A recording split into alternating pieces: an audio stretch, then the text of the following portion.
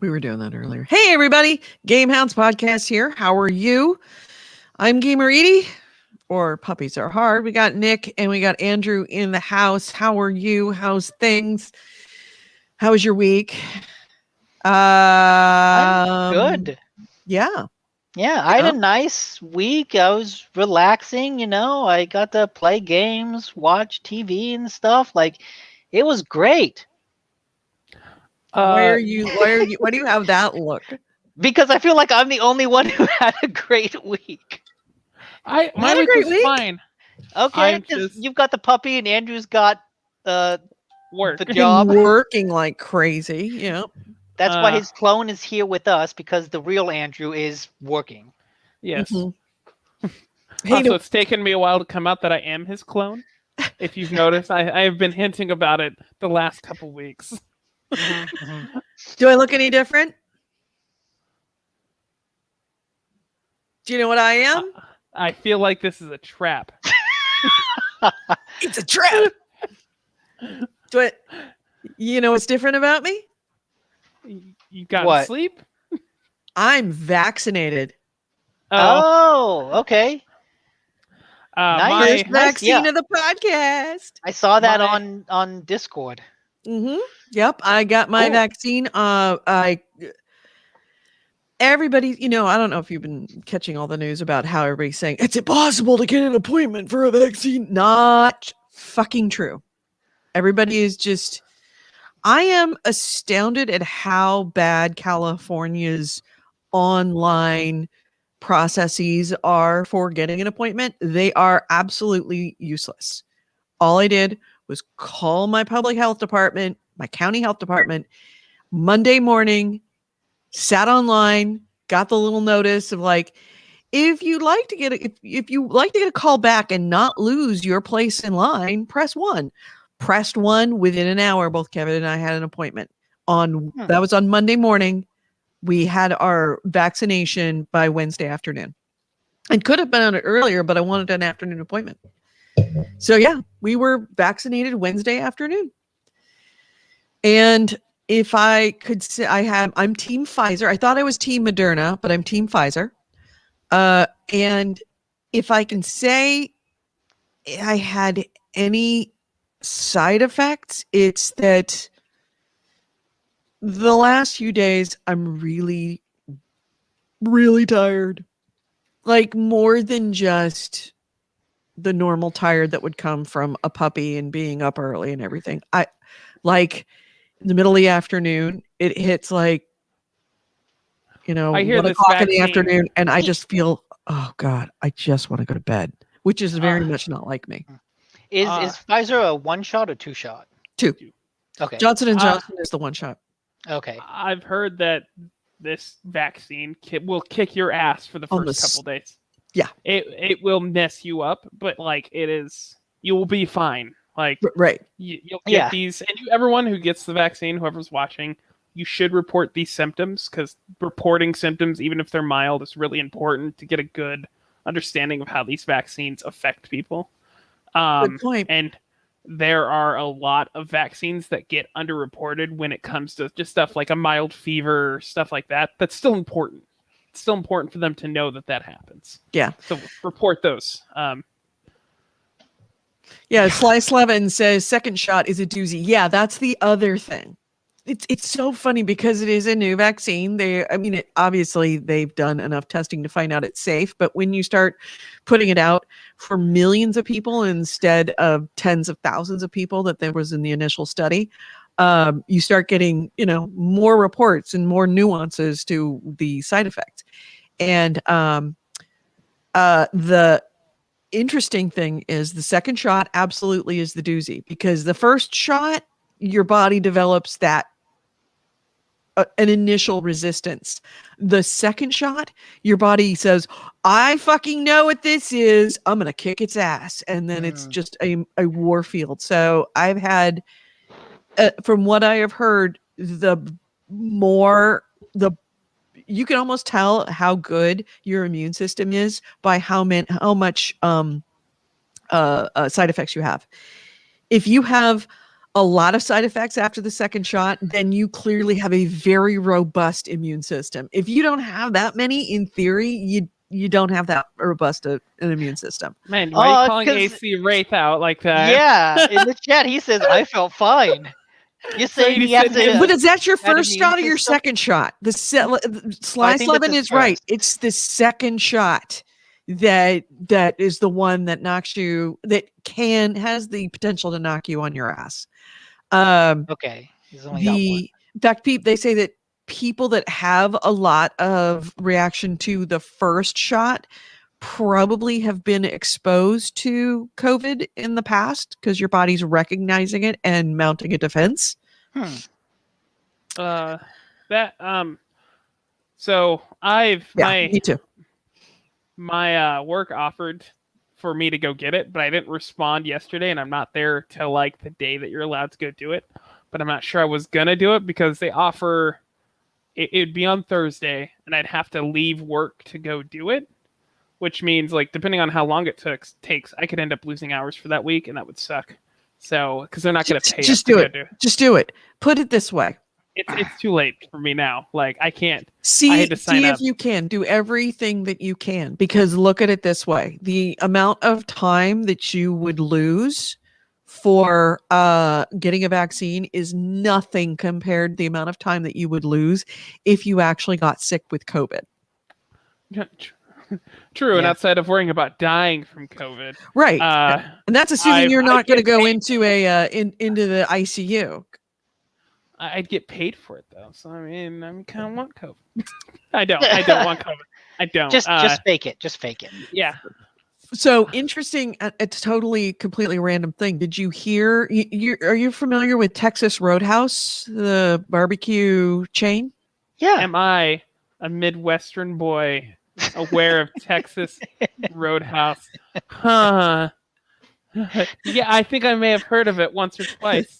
Just in passing, So you know. the CEO of Texas Roadhouse committed suicide yesterday, or Oh, it was shit. announced today. He committed suicide because of what the long-lasting effects of COVID.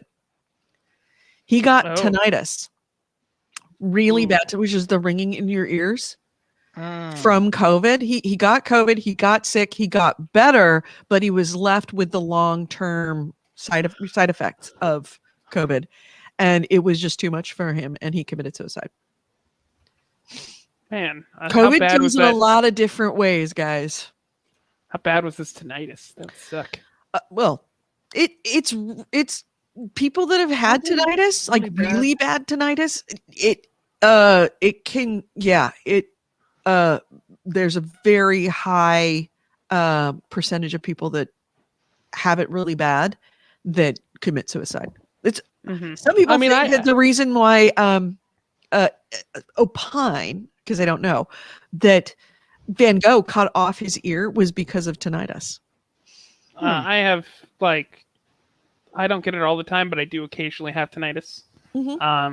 Mine's not that bad though. I imagine if it was all the time. If it was that bad and it was all the time, and you couldn't sleep, you couldn't eat, it was just constantly there. I mean, I know I get one of those eye twitches in my eyelid that will go on for months, and after the first month or so, you start to go a little nuts every time. It's like, stop.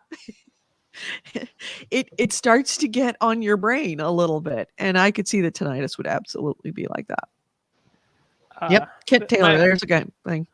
My last thing, if you're getting the vaccine and you don't know like the differences, obviously the Moderna and the Pfizer, it's 2 shots, and the Johnson & Johnson one is the least effective as far as like preventing COVID, but it has the same rate of protection against serious symptoms, which is the important part, and it's also only 1 shot.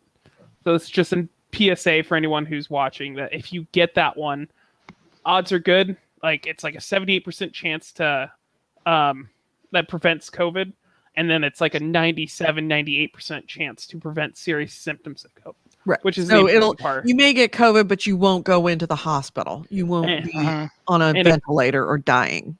exactly. And it's one shot compared to the two from Pfizer and Moderna. Yeah.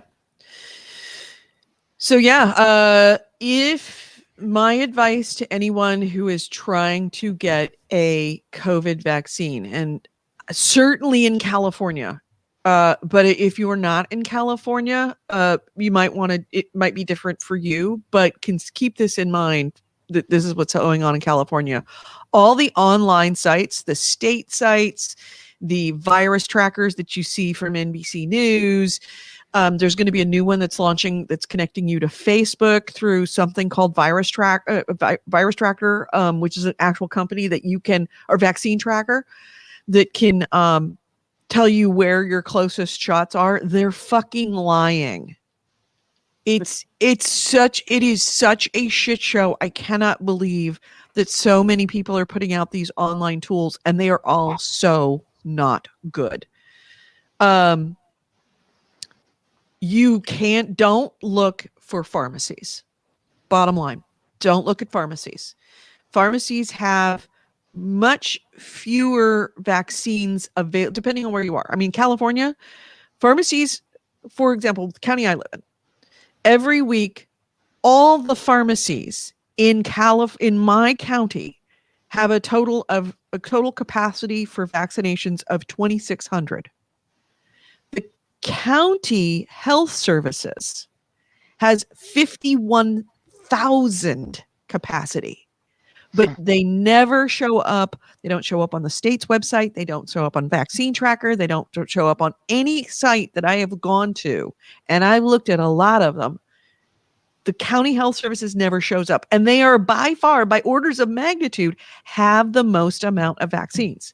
So when it comes your time, if it's not already your time, or if it's your time and you had a hard time finding a vaccine wherever you are, contact your local county health service department and find out where their clinics are, because chances are they have more appointments available and fewer people looking for them there.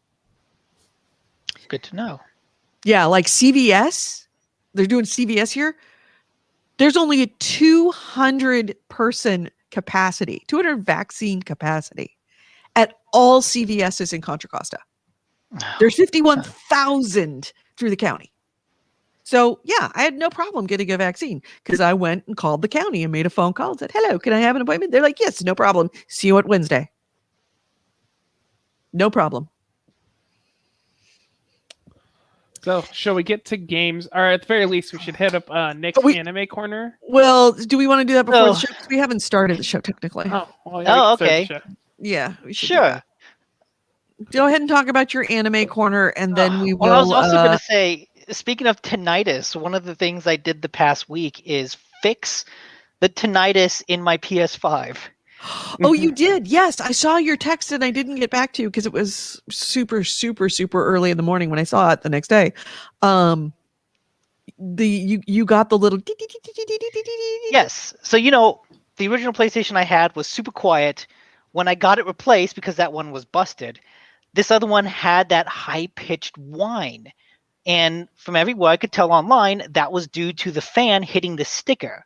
Mm-hmm. So there's a good video online of a guy showing how to open up the PS5. I followed that, but it turns out, and this is the kicker, you need a special screwdriver to get the fan off. What kind of screwdriver? I believe, I could go get it if I'm unfamiliar, like an H8X screwdriver.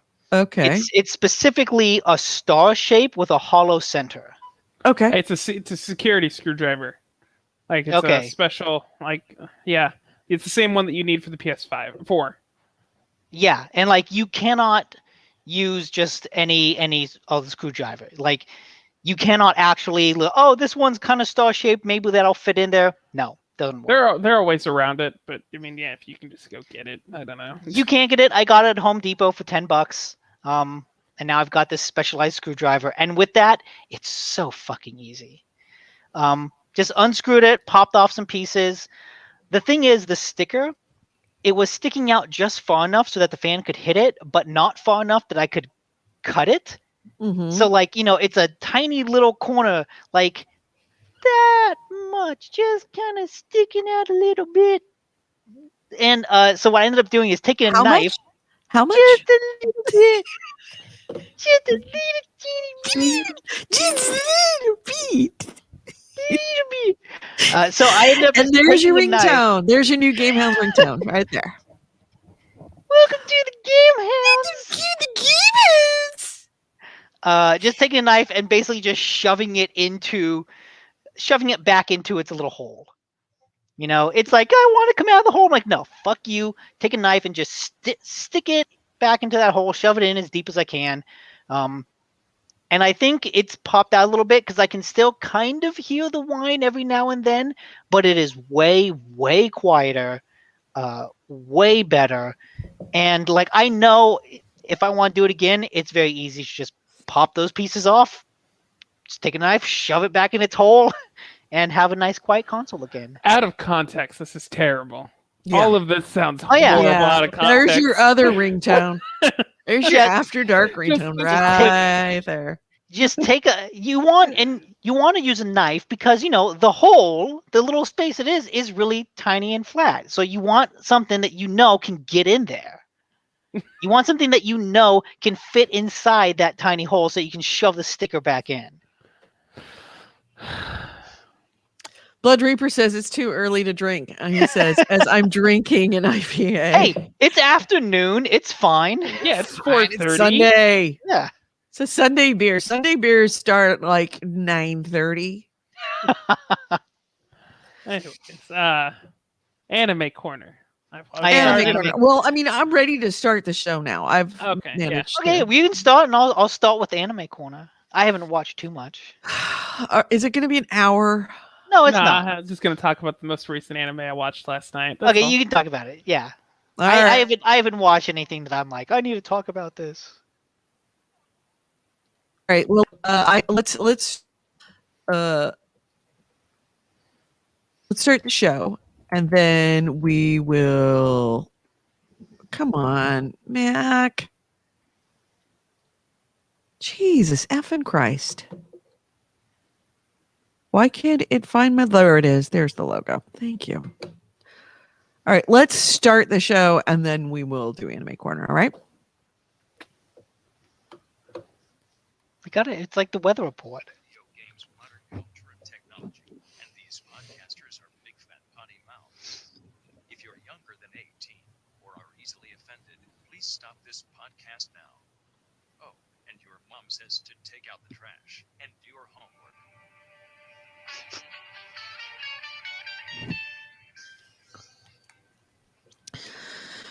All right, mics are hot.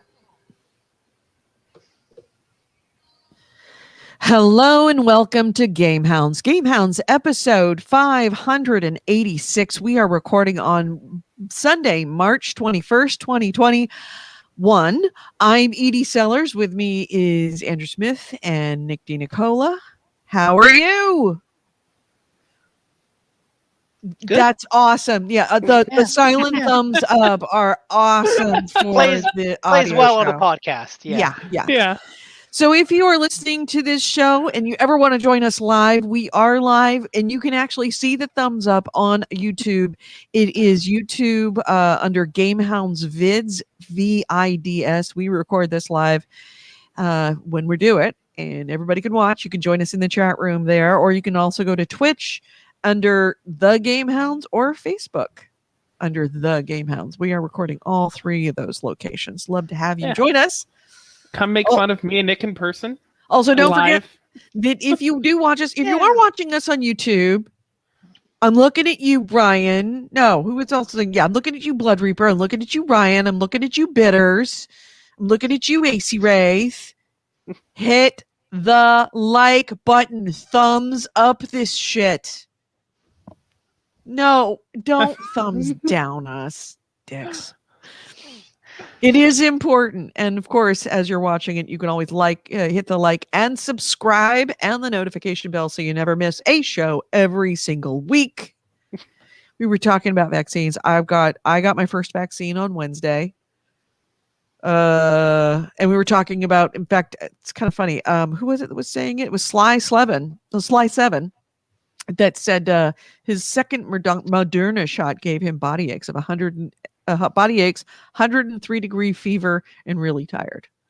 So that's not to scare you, who's ever listening. Just just Yeah. Be prepared. know what to expect. Oh, I'd rather have that than in ICU and an intubator. Hmm. So yeah. How's things?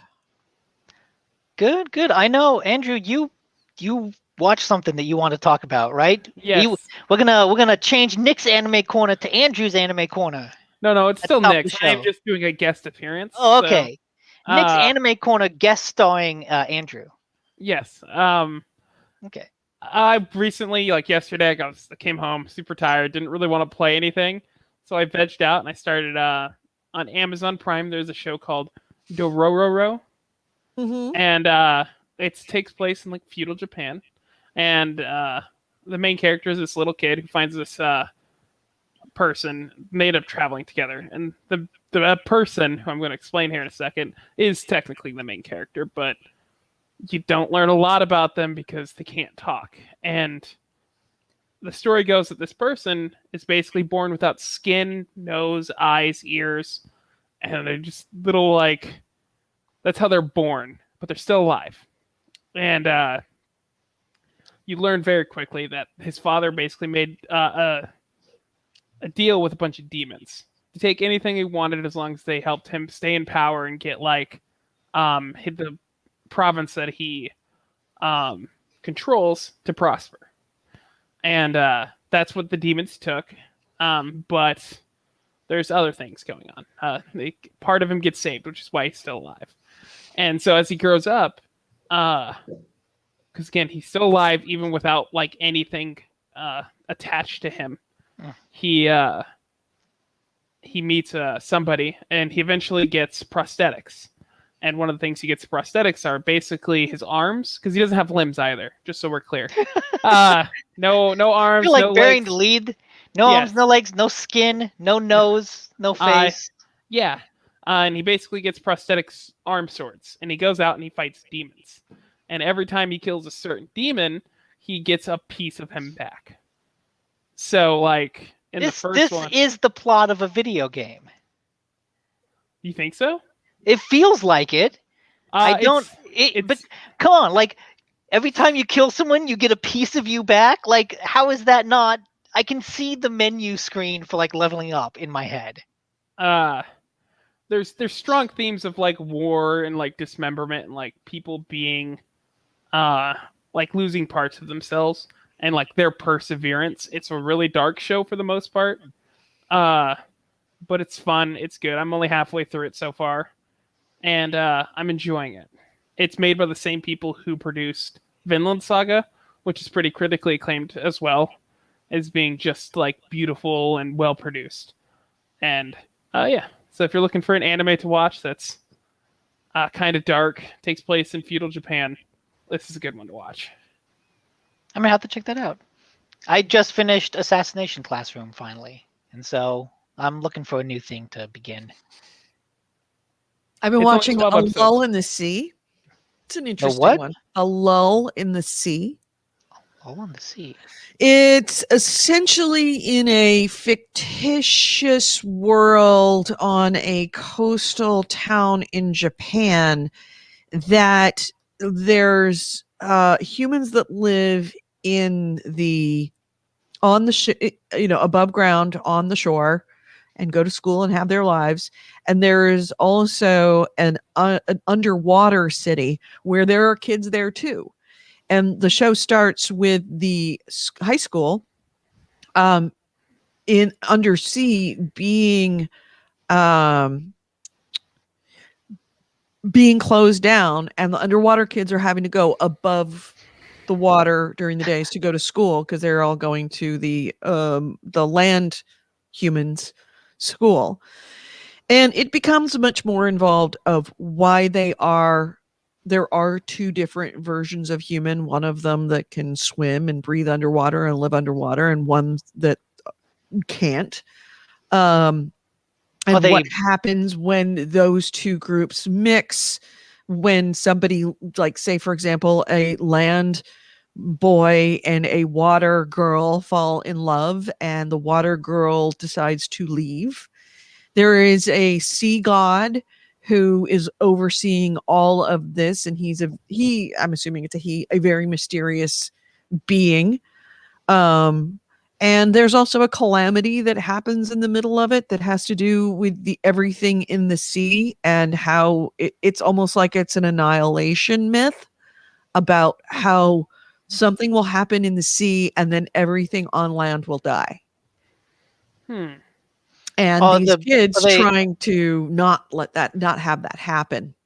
Are the kids like mer people, or are they like Aquaman? No, they're like people. They're more like Aquaman people, that they can go into the ground. They've got legs. The concept is that, and it's kind of true. They have this when babies are born, they have a membrane across their skin, and that's a true thing. That for land people, that membrane disappears. It goes away. It sloughs off. For water people, it stays, and that membrane allows them to be underwater and breathe underwater and live underwater. When they have a life that's just, below, it's just very much like the land, the city or the town that's up above. It's just, as they're walking through and they're eating their food and they're having their conversations and they're living their life, there'll be a fish swimming by. Fair enough. Yeah. But it's I think the overarching theme is about coming to terms with moving from childhood to adulthood, and friendships and how they change when hormones start to get involved, and how growing from a child to an adult, you gain things, but you also lose things with it. And the sorrow that comes when you realize that you have lost the simple things of childhood. But at the same time, you kind of you're not really ready to grow up. It's about literally coming of age. And it's not bad. It's actually quite good. What are you watching that on? Netflix. Okay. I do have to throw this out though, because AC Rates pointed this out. Dororo is very old, like manga, so it has an anime adaptation from 1969 that's black and white. The one I am just talking about is the 2019 one on Amazon Prime. Oh, yeah. And this is Dororo. No, this is not Dororo. This is a lullaby. Okay, you're right. I mean, it is just fish. Yeah. Everything's all the same, but it's there's fish in the background. Shouldn't their hair be floating? Yeah, no, it's none of that. I mean, they're pouring milk into their cereal bowls under the sea. It is anime, Nick. It ain't real. No, hey, but even man spent millions of dollars to CG people's hair floating in the water, and in an animated show, they're just like, nah, fuck that. That's too much work. Yeah, her knee was a fish. Anyways, wait, you're right. What? So this is like, I don't know, this feels like somebody who's like, man, I just want to have an environment where fish are floating through the air. I'm going to write an anime about that. So they're underwater. Why not? And we'll come up with a reason. But then they just like didn't think of the rest. Like they didn't want to put that effort in. It's fine. It's an interesting show. I'm interested to know where it's going to go. How did they get milk? Is it fish milk? Yeah, how do they get milk underwater? Is it shipped from land? I don't know. Is it an import? I couldn't tell you. But it's really quite beautiful, and it's I'm watching the English dub. It's not bad. Pouring water underwater, very much a thing. My cynicism aside, the scenes that we have seen on the YouTube that it's playing, it does look gorgeous underwater. Like the animation looks really well done. I will give it that. It's just some of those things you have to kind of laugh at to get beyond. Hmm. Yeah, Yep. yeah. It's a good show. I'm not gonna say any otherwise. There we go. Thank you. I knew you were having a hard time finding it, but yeah, it's on Netflix, and enjoy. So, can we move on to actually what are we playing? Yeah. Sure, after we hit up Andrew's weather report. What's Andrew's weather report? It's windy. Anyways, all right. Let's go. Hey, that's concise. That's a solid What's weather the report. temperature there? What's the temperature right there? Oh right now? man. Let's see here. Like, is it warm? Is it cold? It is kind of chilly. It is 70 Okay. degrees and bright sunny right now. It's 64 and windy. Okay. It's 70. Oh, we got a little bit of wind, but not, it's California wind. It's not. I'll just say this wind, because AC Wraith asked. right? No, I have not watched any more JoJo. I was saying it before the show that because I couldn't find Part 4 streaming anywhere, I did something I hadn't done in a long time and acquired it through other means. So I downloaded Part 4 of the dub, and then I felt bad, so I was like, shit, man. I can buy it on Amazon and I can get all of the episodes for like $60 digitally. Maybe I should just do that instead. They put a lot of work into the dub. I like the dub. It's a good goofy dub. I should reward that. No, I'm not going to watch the sub on Crunchyroll. I do not want to watch the subtitles. I have gone into a habit, and I don't have anything to show you. You remember when I had that little Boba Fett figure, the metal guy that I was working on? Mm-hmm. I've built more and more of those, and that's become like my anime watching thing. Is I'll start putting together one of those little metal models and binge like 20 episodes of an anime show in an evening. And so that's how I got through all of JoJo Part 3 in a week. So yeah, you can't really watch sub while doing that. Sub takes your Yes, entire... I can't do that. So that's why I need to see the dubs. Have you watched My Hero Academia yet? No. Okay, that's your next one. There's 4 seasons, like 60-something episodes, and the next season's coming out, plus 2 movies. You'll get a lot done. It's really Okay. good. It's Oh, I mean, it's I haven't fantastic. watched it since the 2nd season, but it is It gets really better. good. Edie. Oh, really? It just keeps going up. It's We a need to really good watch show. it. Yes. Oh my God is great. No, the oh my God in the dub is still really good. Fuck. I wonder if I can find that on YouTube. I know I found a video. But yes, that should be your next one, Nick. Like join My the Hero rest of us Academia? casuals. Yes, it's fantastic, and it's only getting better. And I hear it just keeps getting better in the manga. So By the way, today is the first Sunday of spring. Spring was yesterday, officially. nice. We are in spring. I'm gonna enjoy the 1 week of spring that we get here in the Midwest, and then it'll be summer. It'll go from being 64 to 102. Sweaty balls. Sweaty balls. Yep. All right, so let's hit what we've been playing. Crusader Kings Northern Lands has come out.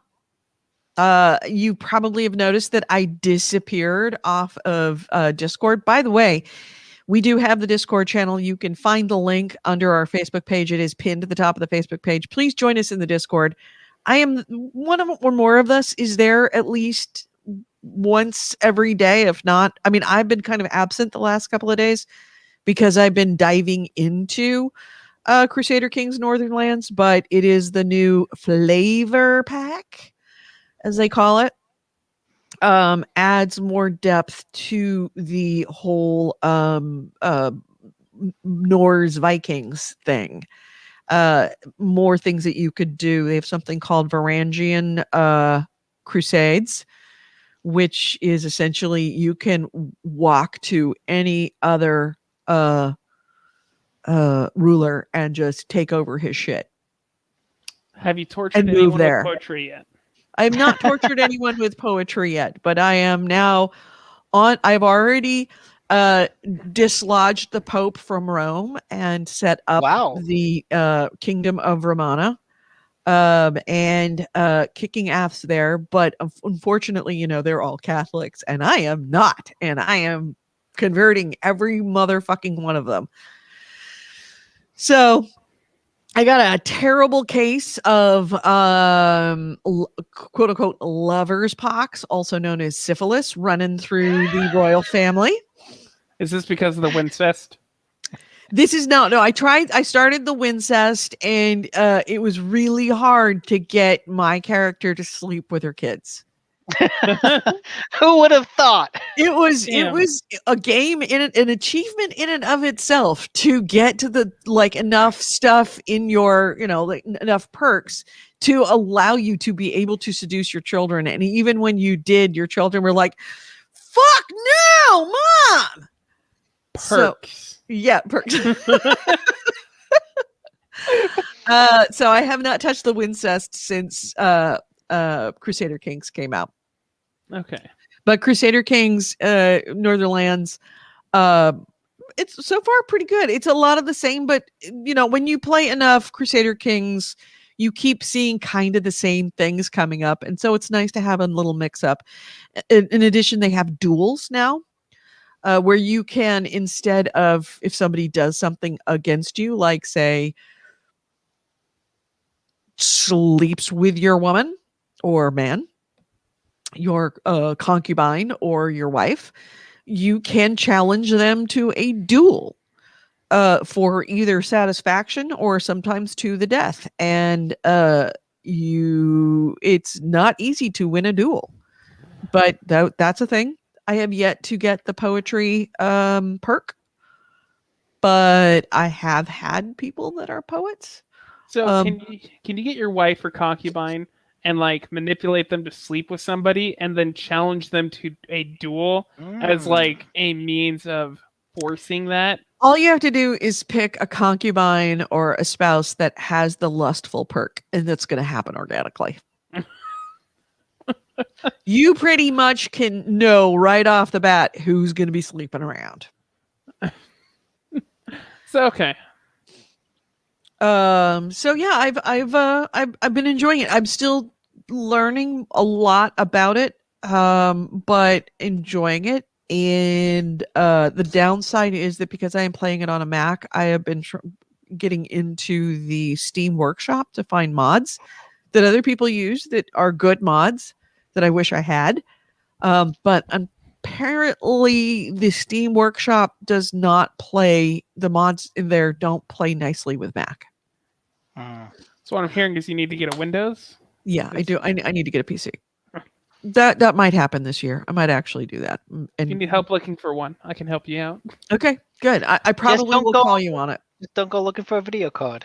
Actually, no. If you're buying a PC, normally a year ago, you would not buy a PC all in one, but now that's the best bet. And buying it all in one's going to be the easiest option and the cheapest. No, she needs to play Warframe on PS4. I need to play Warframe with PS4. Yes.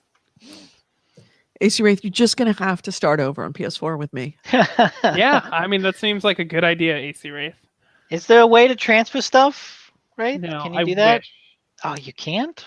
It's a shame, but no, surprisingly, you cannot transfer over from PC to, at least with Warframe and a number of other games. Okay. DJ Phil, TB Collins. Nick, you were saying they were coming out with a game that's like a space version of Dune. Space version of... Yeah, I had heard about it on a podcast called Star Dynasties, which I guess has been out for a while, and it's kind of it's an early access game, but from what people were saying on the podcast, it has a lot of that cool... What's the name of it? Star Dynasties. Okay. On Steam. Yeah, it sounded cool.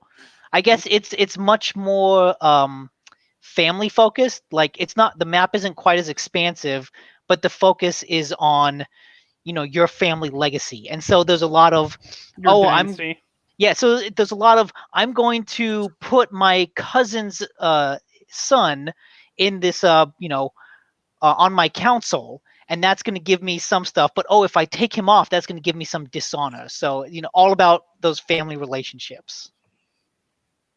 Gotcha.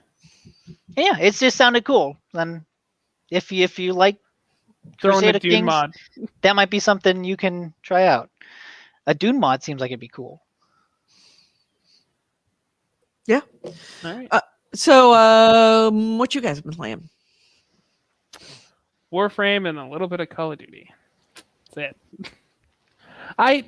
Again, working, just not super interested in doing anything after work, so that's what I've been up to. I did try to get a game all in and of itself. Was the game I played with my heart, trying to get one of the new graphics cards that came out on the Thursday. You'll always lose that game. I know. There was the AMD dropped a new graphics card called the 6700 XT, and I was up bright and early, 8 o'clock in the morning, hitting that refresh button. I sat there for 30 minutes hitting that refresh button, but it never popped up on their homepage that you could buy it, and it was sold out like 5 minutes after it showed up on their homepage. So I was sitting there wasting 25 minutes of my life without even seeing it. So I just went to sleep. Clearly not getting that's all you can do after that is just go back to sleep. Yeah. I know some store had a restock of PS5s this past week. There were a number of PS5 restocks. There was Best Buy, there was Walmart. I think I posted it a couple of times into that's how I know. Discord. If you are interested, I mean, I can't guarantee you I have the most accurate information, but when I hear of a stock refresh on PlayStation 5 or Xbox Series X, I am posting it into the Discord under, was it Game Deals? Yeah. I'm thinking I'm putting it in the Game Deals channel. There is a channel for Game Deals, and I'm posting it. Usually I only have a couple of minutes heads up, but I've gotten into queue a couple of times. And by the time I get through the queue, it's sold out. Because if I can pick one up for one of you guys, I totally will. It takes a village to get a PS5 at this point. I wasn't gonna buy one because I wanted to get a graphics card and then a VR system, but I'm at that point where my soul is crushed, so I might go and buy a PS5 because by the time I get enough money to get another graphics card, might be available, maybe if I'm lucky. Yeah, at least you don't have to worry about crypto miners going after the PS5. No, just scalpers. Yep. That's going to go on for years, by the way. Oh, yeah. It's not going to end anytime soon. There should be laws in place to, prevent that. Like, you can't mark up a thing 300%. I looked up on Amazon for the 6700, before I went to bed, and they were up for $1,600. The thing sells for $479 MSRP. So, I'm not going to do that. And you shouldn't. Don't, because you're just encouraging them. Right. All right. So, Nick, what you been playing? Yeah. I've almost finished 13 Sentinels, Aegis Rim. I still think that game is fantastic. I'm at the point where all the characters, the stories are starting to converge together in really interesting ways. And I think as I learn more about what's going on in the world, I realized that this story basically went to TV tropes, looked at okay, give me a list of sci-fi tropes. That's the outline to our story. But the reason it doesn't feel overwhelming or bloated or there's too much going on is because there's 13 characters, and each of them feels like they're in their own sci-fi story. So you've got one girl on the run from Men in Black, another girl working with Men in Black. You've got a guy stuck in a time loop. You've got someone who's a couple people who are lost in time, they've traveled back in time and they're stuck there. You've got people with amnesia in different ways. One guy has amnesia and doesn't know it. One guy has amnesia and is trying to figure out what he forgot. And so each of them is stuck in their own sci-fi story that plays out a little differently. And so that kind of allows the game to just throw every trope in the kitchen sink into its story without feeling like it's doing too much, and it's neat. An example of like just throwing everything in the pot and it working. Is did you have something to say, or are you asking me? I was asking, like Oh. that's what it is. Like, So like I said, there's one story that I'd mentioned in the past about a girl who finds a stray cat that starts talking to her and gives her a gun and says, "This is a magic gun. Use it to shoot your friends because they're witches."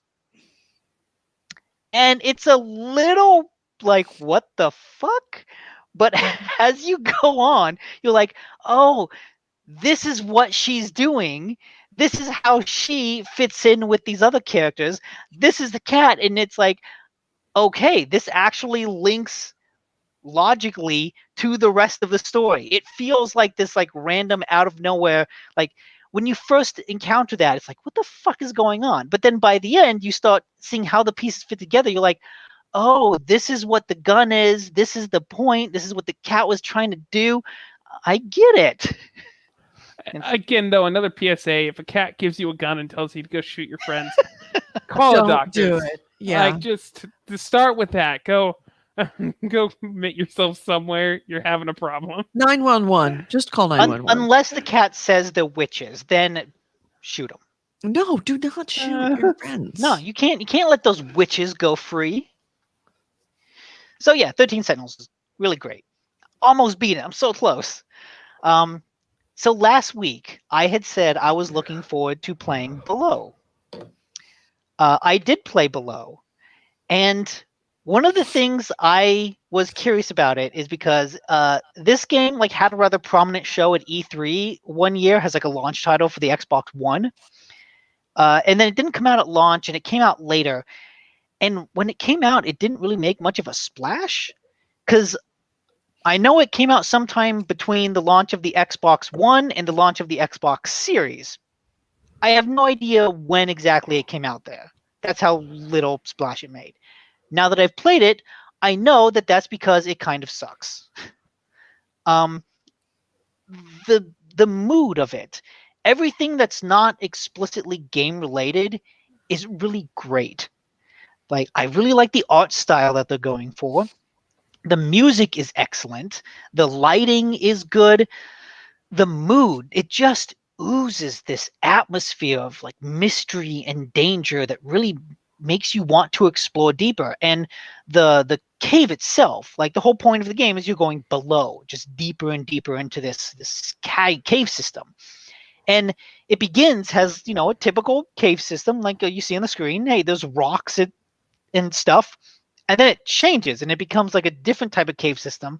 And as you get further deeper, it becomes like this abstract space that is really, really weird and fascinating. And it is just a wonderful environment in which to set a game. But all of the game parts of it just are miserable. Really? Yeah. So one of the first things is your inventory space. There is a huge crafting component to the game. I guess what I should say, back up. Below is a roguelike exploration game. You play as a guy, you sail up onto this like island, peninsula, something, landmass, and you start going down into this cave. If you die, you then play as a new guy who sort of comes up in a new boat and starts going down into the cave system. But it's a procedurally generated cave system, so it changes each time. But all of the stuff you have, kind of Dark Souls-like, all of the stuff you have on your original character exists in this new cave system.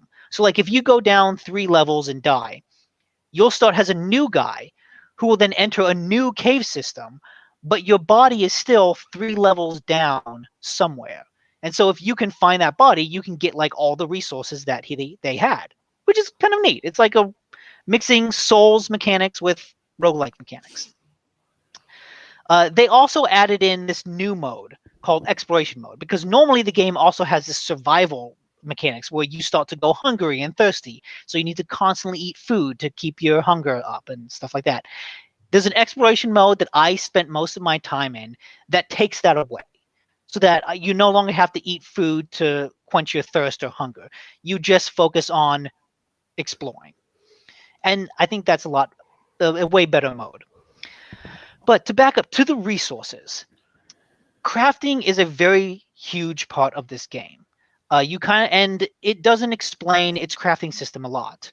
And so as you go through the game, you find twigs, you find shards, you find moss, you find rope, and you slowly realize that, oh, if I get 3 items and combine them together, I can make something. Like a shard, a rope, and a stick create an arrow. Like moss, slime, and paper create a bandage, and things like that. But the inventory, you're limited to 9 inventory slots. And all of the stuff you make, if your completed item takes up one of those inventory slots. So let's say I make a bandage. That's a good thing to carry around. Suddenly I have 8 slots. I want an arrow. That's another slot taken up. Sometimes you want fire arrows or bomb arrows too.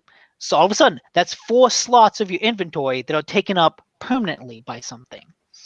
And so because you need 3 items to then craft something else, it's like, well, half my inventory is taken up by stuff that I want to keep around because I know it will be useful.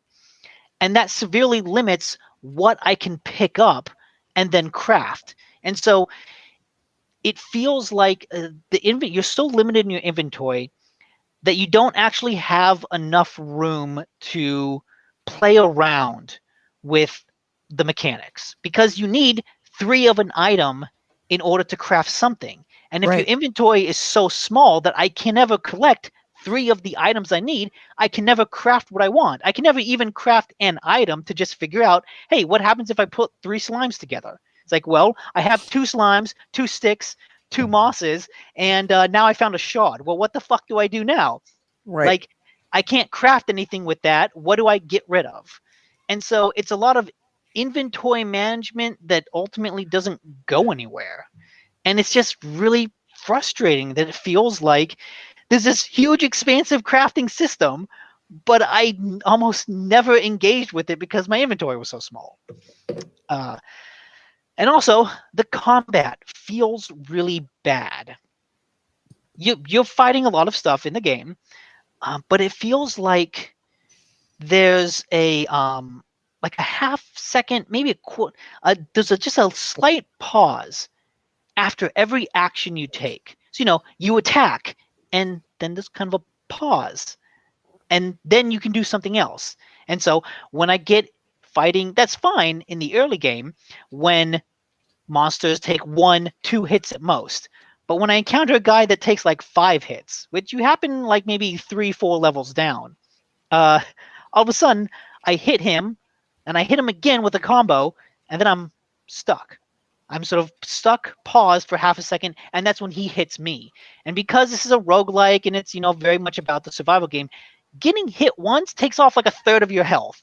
So all of a sudden, it's like, oh shit, I'm hurt. I'm going to raise a shield. I raise a shield. He doesn't attack. I lower the shield. I get stuck in an animation pause and get hit again. And now I'm like, well, fuck, I'm almost dead. I may as well just let myself die and start over at this point. And it just feels so artificially slow and clunky. It feels like you're fighting with one hand tied behind your back and like weights on your arm. It just doesn't feel good. And everything else feels like it moves so much faster than you that just the act of fighting feels like this unfair, clunky, frustrating system. And like you can't escape it. You can't run past guys. Well, I mean, as I say that, I'm watching a video and he's just running past guys. But as you can see, they also then follow you. So it's hard to run past something, in an environment that you don't know, and then like try to solve puzzles or try to explore while you're being chased by these things. It's like, yeah, clearly this person knows what they're doing. Yeah, they know what they're doing. If you go through this the first time, you're not going to run past that guy. I tried it, and I ran past one monster and then encountered 2 more and was like, well, shit, this plan did not work out. So, yeah, between the crafting system just being really bad, the combat being really frustrating, it wasn't enough to make me want to explore this world, even though the world is really fucking cool and I want to see more. Like, the video we're watching now has like these tentacle things that are kind of attacking you as you go about. I never saw those. Like, that's really cool. And I just wish that the game wanted me to play it as much as I want to play it. But it feels like the mechanics actively push back against any desire to play. Like, it makes it almost feels like it doesn't want you to play it. Like, it created this really interesting world and then created systems that make that world not enjoyable to be in. So that's disappointing. I played Below for an evening and then deleted it off the console because I know I'm never going back to that. Wow. Okay. Well, since bringing this back down to anime, I don't know if you've heard of this show, but there is a show that kind of shares a similar idea in a way, and it's don't take that like too hard, but it's called Made in Abyss. And, I've heard of that. Yes, and in the world, there's a giant hole on the planet, and around this giant hole, a city has developed. And the more you go down in the hole, the harder it is to come back. Like, you start to have physical symptoms. But inside the hole, there are artifacts. So people go down to collect artifacts and bring them back up and sell them. The farther you go in, the stronger the artifacts. So if you go down, and down the hole, there are layers. And each layer is somewhat like a fantasy world, a different one. So the first one has a bunch of forests. The second layer is like a mountainous region. Or the second layer is actually a bunch of trees hanging from a ceiling. And so they've built like platforms and tree houses among them on the second floor. And like each one changes as you go down. And after like the 5th floor, you can't come back up or it'll kill you. And this is a journey of a character that goes down that, and it's a really dark show, so just know what you're getting into. There's only 13 episodes out right now, but there's a movie coming out soon that'll continue the story. And it's Made in Abyss, like MADE. Yes, space Made in Abyss. IN. Like one of the artifacts that they mention is like a giant bell that can stop time shortly, and that gives you an idea of like what exists in this hole, because that technology, that magic does not exist in the overworld. In the overworld, it's kind of like our world. So this hole is completely fantastical in a way that is not normal in the world above. I heard about this before and heard a lot of good things about it. It's really great, and that same sense of as they go down the hole, that exploration, you want to see more of this world building, which is why I'm bringing it up, that you described in Below, exists in this anime as well. And that's cool. It's not just going up like floors. It's going up at all, like hurts you.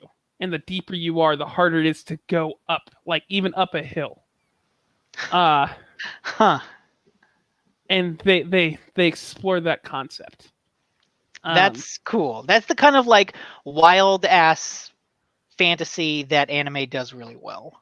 Yes, and it does this really well. So if you're looking for another show, it's 13 episodes currently, with more on the way. Get through that in an evening. Oh, man, it's hard stuff though. That show made me cry. Good to know. Wow. But then I did play one other game that thankfully was a lot better. After Below, I played Ashen, which is this indie Souls-like that, again, was something that I saw promoted for Xbox One way back in the day. And having played it, it's a very, very good one of those. And it's almost, I would say, probably the best entry into this genre, because it's not a particularly difficult version of these games. It's way more open world than these type of games usually are, and it's structured kind of like a traditional RPG where you have like a hub and you kind of go out into the world, meet people, and then they go back to your hub and give you quests, and those quests like give you locations in the world to go out. And so I'm constantly venturing farther and farther out into the world on the quest for people. But what makes it a more inviting Souls-like is the fact that it's meant to be co-op all the time. In a lot of Souls games, especially the From Software ones, you can summon people into your world and they can help you out. But in this game, you have a companion with you at all times, and if they're not another player, it's an AI companion. And that's really handy because like they're just good as a distraction. It's just, I'm fighting someone and that guy suddenly turns to go fight my companion, I can get him in the back. It's like, yeah, this is great. Or if he's suddenly hurt, I can sort of go in and get a shot in. And there was one time where I was like walking through the world, and all of a sudden I hear like clang of swords behind me. I turn around and I see my companion fighting a bandit, and I realize, oh, that bandit was hiding behind a rock and totally would have, ambushed me normally, but because I had this companion with me, my companion took care of it. And so that just makes it all way, I don't want to say easier, because like it's still a good challenging game, but it doesn't have that brutal difficulty of a Souls-like, of a Souls game. And I think what also helps is the rewards you get from killing guys, it doesn't go into your stats. Like your stats increase when you complete side quests, and there are all these permanent increases. And so the stuff that you're collecting is just money. Like, do you want a new weapon? Do you want, more health items? That's what you spend all the money on. So you're not like getting experience points and losing experience points or things like that. And losing and dying, it doesn't feel like you are like, oh shit, I had like 3 levels worth of experience points on me and I lost it all. Shit. You never get into that situation. And yeah, what I haven't seen a lot of, but what this game really prides itself on is its use of light.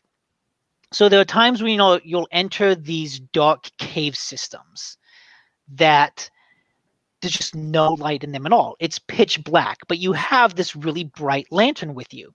And so you're constantly, you have to think, well, do I want to fight a one-handed weapon while holding this lantern, or do I want to put the lantern down, take out my two-handed weapon, and try to like go around the lantern, and hopefully like I know where I'm going. Hopefully I know what the environment is like.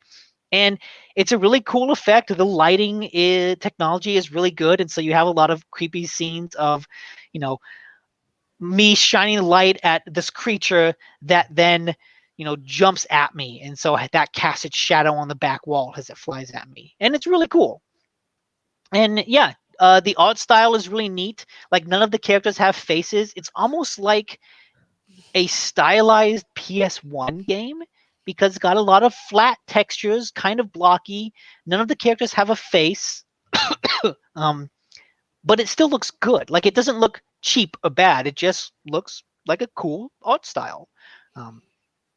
And yeah, I'm really enjoying the hell out of it. Like in the ranks of Souls-like, I think I like Mortal Shell better, but that's also a very different type of game. And yeah, I think, like I said, I think anyone who's sort of been interested in playing a Souls-like game, but has been kind of, turned off by all the talk of, oh, this game is so hard, it's so brutal, this is the game you should play, because I think this is a really great entry into that genre, because it sort of has all the mechanics, has the same pace of combat, but just pulls back on the difficulty a little bit in a way that makes it much more inviting. Smart decision, because it's exactly the problem with Souls, is that I've never played it simply because everybody talks about how brutal it is. Oh my God, it's so brutal. It's awesome. It's like, yeah, that doesn't really appeal to me. I think that gets hyped up a lot, to be honest. It definitely does. Like the Souls games are not as hard as their reputation is. They're just not forgiving. Like that's Yeah. it. Like instead of like the stuff that you would normally put into a game that like lets you make mistakes, it just takes those things out. But I don't think it's much harder than any other game, like in terms of raw difficulty or mechanics. Yeah, like it's still a game that is smartly designed in a way to like teach you how to play it so that when you get to a difficult situation, you're prepared to defeat it. Like it wants to be beaten. Yeah, it's not as hard as its reputation, but there's still tough games, and this one is not at that level. Good to know. All right. So yeah, Ashen, very cool. Yeah, EC Ray said the Souls games tend to let you grind away your RPG stats until you get a leg up anyway. Yeah, Yeah. that's also very true. Like I said, it's just not forgiving. I mean, you can, and there is a certain amount of skill that you can like work your way through. So if you're good, you don't need those levels and you can win. But I mean, yeah, you can just grind yourself up and you'll do just fine. Yeah, there's always those videos of like, oh, this guy's playing naked with a club and beat Dark Souls because he dodges everything and never gets hit once. And I'm like, nah, I'm just gonna spend 10 hours grinding out levels until I can beat this boss. Yeah. Sometimes I think the Dark Souls community likes to think that the game is harder than it is. Like, they take the pride from that. Yeah, I think so too. Although I do think Sekiro was a harder game than Dark Souls, if only because it didn't let you do that RPG grind, and it moved so much faster. Like it was more of an action game, but it was also, I think, a harder action game. I could agree with that. With the little I played of Sekiro, it was much. I harder, say but- that loving Sekiro. It's a wild ass game, but I think in the difficulty it's above the Souls. But yeah, Ashen, good game. Play it. All right. Play it instead of Below. Fuck Below. Any other games you want to talk about before we move on to news? That's it. I'll mention one just that I'm excited for. It's a game called. Well, So this is excited awful. you don't remember. Well, it's because the name. Did you ever play a game called? It's a martial arts game that was free for a while, and I can't think of it. It's an indie game. Absolver? Absolver. Yeah. Did you ever play Yeah. that? Yeah. So the people who made that are coming out with a new game. Oh yeah, And- is that not Fifu, Sifu? Yeah, Sifu. Like, again, that's why I forget the names, because it's just like, to my tongue, like, just consonants. Like, it's... Anyways, that game I'm... Is that coming out soon? I did, sometime this year. But, Okay. I wanted to mention it because it looks amazing, and if you've played Absolver is this weird, like, combat system where you control each one of your limbs, and, like, you build your own combos, like, by fighting. And in this one, it looks like it's the same thing, but instead of that open world fantasy kind of element where you're going around fighting other people, it's a single player action game. And it's meant to invoke those feelings of a movie like Raid. Or if you haven't watched that, something that took inspiration from that is the hallway scene in Daredevil. Daredevil. Like that fight system, or that martial arts film fighting, they're aiming for that, and it looks great. And I'm excited for it. And the thing about it is, when you die and you lose, you start over again, but you're older. And I don't know how this plays in, but you actually age up to the point where you're like a really old guy. And I don't know if you're trying to get to the end of the game before you die, like of old age or what. But I'm a fan of action games, martial arts. This looks fun. Yeah, they showed this off at something. I forget what it was. I think When we was saw a it- PlayStation event. Well, it must have been a PlayStation event because that's all that has a bunch of PlayStation logos in that video. Yeah. Yeah, I remember seeing that, and Absolver was really cool. I And played so- it because it was free, and I was like, "Hey, this is actually a neat game." I just wanted to shout out because it looks fun. It looks exciting and Does look Yeah. fun. Bitters Plus says it looks a bit like Yakuza. yeah, kinda. I could see it. Japanese crime. Well, there's that feeling, like that It same. looks a little bit like you said, Daredevil meets Kill Bill meets Yeah. every Jackie Chan movie ever. Mhm. It's trying to take that Absolver combat system, which was really unique, and put it in an actual like cinematic game. So I'm ready for it. Actually, kind of made me want to go back and try Absolver. The only bad thing I remember about Absolver is that they had this like expansive skill tree, and I kind of got to the end of the story when I had filled out like 2-3 things of that skill tree, and it was like, do you just expect me to grind out random quests in this world? Like, they had a skill tree that did not fit the size of their game, and it was like this like 2 extreme differences in size. Well, the people who keep playing that game focus really heavily on the PvP because it's such a skill-based, like with the fact that you can build your own combat and your own fighting style. So it ends up like I've seen videos of people going up against really good veteran players and just watching them act like like the master in a martial arts movie with The Apprentice, where they're just dodging, blocking, and then like beating their ass afterwards, and it's fantastic. But yeah, liked it enough that it's worth a shout out. All right. Cool. Can we hit the news now? Yes. All right. So let's wait for it. The news. This is the GameHounds news, the news, views, and commentary with a week in gaming with Gamer Edie, Nick Nicola, and Andrew Smith. And our first item is my nose is just, oh my God.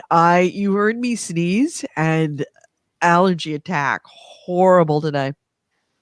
It came on just in an instant. Yep. It went from, in the amount of time that it took you to talk about what you've been playing, Nick, I went from being absolutely fine to, oh my God. Do you like take a break to empty the nose or something? No, I mean, it's just stuff. It's not runny. It's just stuff. Oh. Like all of a sudden everything just went. It just solidified. Yep. Well, I guess I'll jump in with the first above the fold. All right. Is it above the fold or is it a below the fold that you're putting above the fold? It's the right games one, so I'm guessing All it's right. above the fold. All right. A couple weeks ago, I brought up that the Riot Games CEO was under investigation for sexual harassment. His name, Nicolo Laurent. An employee had put charges against him that because she had turned down his sexual advances, that she got fired. And they started an investigation. It turns out currently that from a third-party investigator, there is no evidence to support this. And in the article, they mentioned that typically with things like these, it's not really black or white. There's a lot of gray. It's a lot of iffy. It's very much he said, she said. Like The question is, if they're going to get a tie, does it go to the runner? And that's the question. Does the tie go to the runner or to the person that is like, if we can't find evidence, do we assume that it did happen or we assume that it didn't happen? Well, like normally there's some murky evidence to support it. In this case, they found nothing to support it. And not that this won't change, but there is literally no evidence to support in her favor that anything like this happened. And that's not to say that it didn't, but interesting. Going forward, no evidence. No evidence. Zero. Zilch. Yes. Not even. Oh, really? Like them going out of the way to explain that it's not normally black and white, that they fall into gray. However, with this, this wasn't one of those cases. There was nothing to go on. And again, this isn't to say that it didn't happen. There's just no evidence to support this. But going forward, that's going to be their stance, and they're going to stand by their guy, obviously. Yeah. And Easy Ray says Riot Games absolves itself. Who knew? Well, it wasn't. It was technically a third-party investigator. The question is, do we trust the third-party investigator? Yeah. And I mean, they're still working on their lawsuit previously about like the all the allegations that happened with the toxic culture. Like, I learned that they only suspended the company's COO, who's the main focus of that investigation, for 2 months. So, I mean, That's a vacation. yeah, That's not suspension. like that's not going to hurt that person. No. And they're still working on changing their culture. But in this one particular case, they could find no evidence for it. That's it for now. I mean, Yeah. there's nothing to go forward if you have nothing. Right. Well, we will see if more evidence comes out, or the fact that an investigator says there is literally no evidence to support this at all, not even a hint of it possible. That, and the fact that it got attention, would drive people who might have evidence out of the woodwork. So we'll see. Mm-hmm. Still wouldn't want to work there. No. Not at all. So next item. Sony has shown off. They haven't announced a new VR system, but they've shown off new VR controllers. And these have ditched the like magic wand of the PlayStation Move, and they now look more like Oculus controllers, where they're kind of these spheres that you stick your hand into. And as a result of that, they actually have a lot of new features like finger tracking. So the controllers can actually track where your fingers are without them clicking a button, which allows you to do things like point. Or grip. Like, there's some fun stuff. And I heard on the Bombcast, they were talking about this, and they speculated that dev units of a new VR thing are probably going out to developers, and so developers will get their hands on these controllers, and that's probably why Sony announced it now, because chances are the images would leak. Someone would take a picture of these and then leak it somewhere, so Sony just got out ahead and said, hey, look at these new controllers. And so that implies heavily that, and I think they've said as much, that there is a new VR thing that they're working on. And so with these controllers out there, maybe it will come sooner rather than later. Maybe this year or the next. But yeah, the fact that they actually went to the trouble of designing new VR controllers and like putting effort into creating new functionality for them says that like they're pretty invested in this VR thing. As opposed, the move was, hey, let's repurpose these old things that we have for VR. And this is like a from the ground up controller made for VR. So it's actually interesting to see them kind of doubling down on this, because generally Sony and peripherals don't go well together. But it seems like in this case, they had a big hit with the VR, and they're going to continue with it. Definitely an improvement from the PlayStation Move. Remember these back in those days? The wands. I've played with the wand VR version, and in general, I think like PlayStation VR works well. Outside of like the jokes about the wands and the way they look. So them doubling down on this, especially because the VR market's it's still small, and I don't think you're going to have a lot of competition. For a console to enter that space is good in general. Because that content's still going to come out, unlike the Kinect, which was only ever going to be like just Kinect, just Xbox stuff. Like, you're never going to get a Kinect on a PC. Yeah. VR is pushed by PC, and you can just port stuff over, like Beat Saber, or whatever game comes to PC. So it's probably cheaper in the long run for them to kind of corner that market as far as console VR gaming goes. In my opinion. Yeah. Are you done with that story? Because I need to take a step back and go back to the Riot Games one real quick, because I forgot to add something. Okay, yeah, go ahead.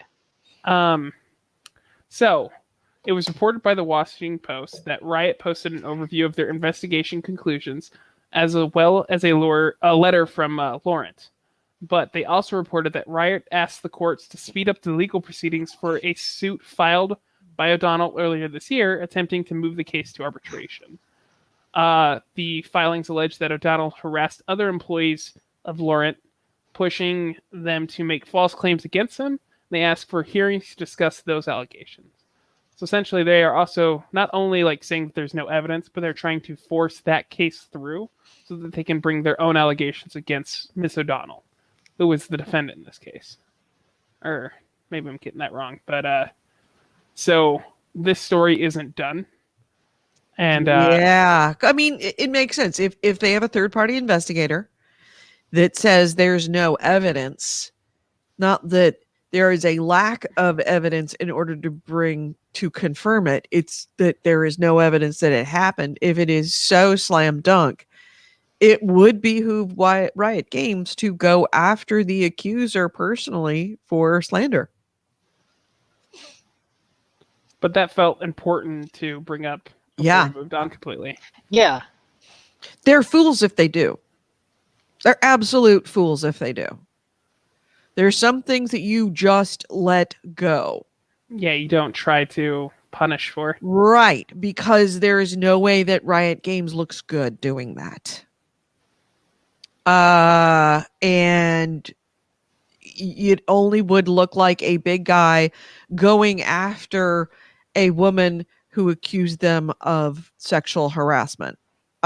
It just, there's Ooh. that nobody wins. I mean, should say there is no way that looks good or turns out well for Riot. They may win, but they won't win. They may win the case, but they won't win anybody's opinion in the court of public opinion. Yeah. Yeah, I was about to put that up. AC Wraith put on the a tweet that said, or a comment that said, Riot Games today published a statement from the special committee which claims that they act independently of management and review investigation results with impartiality. These statements would be difficult to believe from any company, and paying a third-party law firm doesn't change that. We also have no way of knowing what the Seafarth Shaw investigation involved. That is also true. Yeah. Where did you get that quote out of? Was that an article? Oh, the rock, from the paper, article. Shotgun. The rock, paper, article. shotgun article. Okay. All right. I was reading a Verge article, so that's dicey. I agree. Like, again, that's why I made a point of saying that it wasn't necessarily that this, like, she could still be telling the truth. This could still be right. Absolutely the thing that happened. They could actually come out looking like a bully. They could come out looking like absolutely everyone says that they act like. Yeah. It would only be confirming by going after her personally. They're best off letting it go. They look like a bunch of guys getting together going, we're going to make that bitch pay. I mean, honestly, if they're right and she is just using this on to kind of help herself with the narrative that's already going on with Riot, like their current lawsuits and such, and she's trying to jump on that lying, that will take care of itself, like as far as like jobs and stuff later down the road. When they do a background check, they will see this. You don't need to punish her for this. Right. Because that'll, like you said, they'll just make you look bad. But again, it's not to say that this isn't still true. Like right. she could be in the right here. Yep. And only time will tell. Yep. That's it for now. Okay. All right. Next item. Let's see. I might as well, since I haven't brought anything yet. Let's say, okay, a big above the fold thing. Where's mine? And Andrew, I know you brought this too. It was news came out this week that Activision Blizzard has fired dozens of people on Tuesday. Across various departments, most of them having to do with live esports management and player working with players during esports and live events, in-person events, which kind of makes sense. There were other cuts that were made to employees of King, which is the Candy Crush company that Activision employees normally would not get people upset or make anybody upset, make news other than because, it's makes sense. It's like in-person stuff hasn't happened for the last year, probably won't happen for at least another year. But this comes in the wake of a couple of things. First off, Activision announced that they had made record profits, that their shares had gone up above $100 a share. Nothing to do with the company, everything to do with the pandemic and everybody being home playing video games. But there was a little something in Bobby Kotick's contract that said if it ever hits twice the price for any reason, there is a bonus that comes to him for that is dated back to the time that he signed his last contract, which was in 2017. That bonus was hit this year. Bobby Kotick got $200 million, or will get $200 million this year as a bonus on top of his $30 or $40 million normal contract. The people that were fired were given a 90-day severance package, which is pretty generous, healthcare and benefits through the end of the year, and a $200 BattleNet gift card. That's just like tacky. That's tacky as Yeah. shit. Like the severance There are package, the other health insurance, severance all that. things, and that's good. But I don't know. There's You something could about have that left. feels. You could have left that off. Like Here's the other thing to make it worse. Most of the people fired found out they were fired from the news. That the guy that I forget the name of the guy that runs the company, the president, not Bobby Kotick, but the president, went on to talk to news reports about how they were making these changes, doing these layoffs and why they were happening, about how things are, really terrible. We're trying to cut costs in these really challenging times, ignoring the fact that the stock paid out record dividends to stock shareholders, and all of them got massive multi-million-dollar, and in the case of Bobby Kotick, multiple $100 million bonuses. That he took the time to talk to news outlets about the layoffs, but never bothered to tell people that was happening.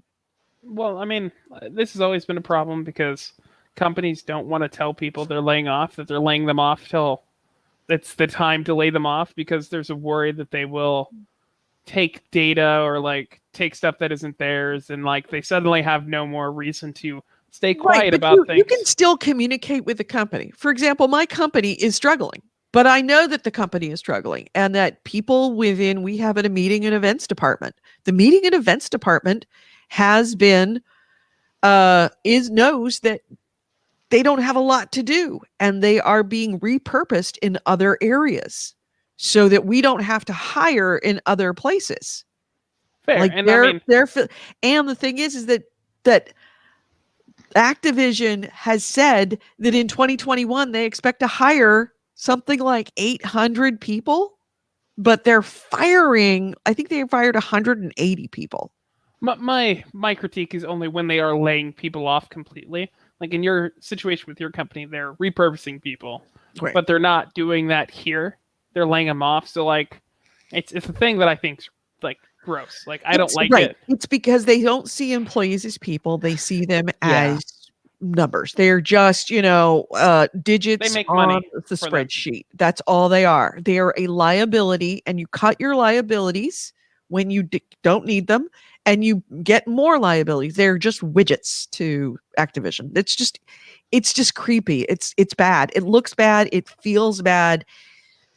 This is Activision. It makes me really hate Activision and Bobby Kotick even more. Bobby Kotick doesn't even like games. He's not a gamer. And again, I mean, it's almost sad that you can kind of plot Blizzard's fall after the acquisition from Blizzard. Like, And from we knew that was Activision. going to happen. And they were like, oh, yeah, no, it's not going to affect us. We're going to run totally independently. No, you're not. No, you're not. Don't You lie. You But, can like, watch they- as each You thing had to comes have seen out. that on It's the like wall. they did until the original CEOs and the original leaders of Blizzard left the company. Right. And then it's that slow process of, sure, Blizzard remained fairly independent for a while there, but has their leaders left and Activision was able to put new leaders in there, it's this slow change in company culture until now. It's like Blizzard is, I think Blizzard lost not the all of same. its consumer credibility. I can't even think of the right word for it, but that the consumer trust that they had built over the years, like with WoW, the Warcraft series, StarCraft, all of that consumer trust that they had, that consumer credit is just gone. Right. Activision spent it, and Yep. Blizzard is no longer Blizzard to me. And I Yeah. was never like a huge fan of Blizzard, but I knew that they were good. Yeah. And it no longer feels like that is the case for them. They are simply Activision. Yeah. And to do it on top of everything in the middle of a pandemic. Yeah. Because and I know Blizzard has filed for some of those loans. Oh, Those probably. PPP loans. Oh, yeah. know they have. In this case, though, this is in Europe. That's where the most of this layoff is taking place. I believe in France. Like their European publishing offices is where a lot of these large layoffs. Is that are why they taking actually place. got a good severance package? That actually might be true. Possibly. I don't know. It's shitty. It feels bad because it's another chink in like Blizzard dying, being who they were. It reminds me of like BioWare. That fall from grace. Yeah. Yippers. All right, next item. I'm gonna try to transition to something good. All right. Avengers? There is no. Okay, this is one. Good things coming to games. So Game Pass in the next couple weeks is going to get a couple of high-profile stuff that's really surprising. At the end of March, they're going to get Star Wars Squadrons as part of their, combination with EA Play. And that's cool. I've been wanting to try that out, and it's nice to see a Star Wars game on Game Pass. And that's coming for, I believe, consoles and PC. Oh, no, just console. Star Wars Squadron is only coming to console. But also, Octopath Traveler, which was originally a Switch exclusive RPG that looked really neat, is coming to Game Pass. I remember you loved that game. I loved the demo, but I never actually got around to playing the whole game. So now it's coming to Game Pass. And this one is coming to both console and PC. And then a couple days ago, this is further into April, a couple weeks ago, Andrew, you talked about Outriders, the third-person shooter demo that you played, and you really enjoyed it. Outriders is coming to Game Pass on its release date. It is releasing on Game Pass almost as if it was a Microsoft exclusive. As they said that they would do for Microsoft exclusives and other games. Is that coming out for on PC as well? It's coming out, and this is from their website, and I don't know exactly know what this means. Looking at Microsoft's website, Octopath Traveler says console and PC. Star Wars Squadron says console. Other games, like Yakuza 6, says cloud, console, and PC.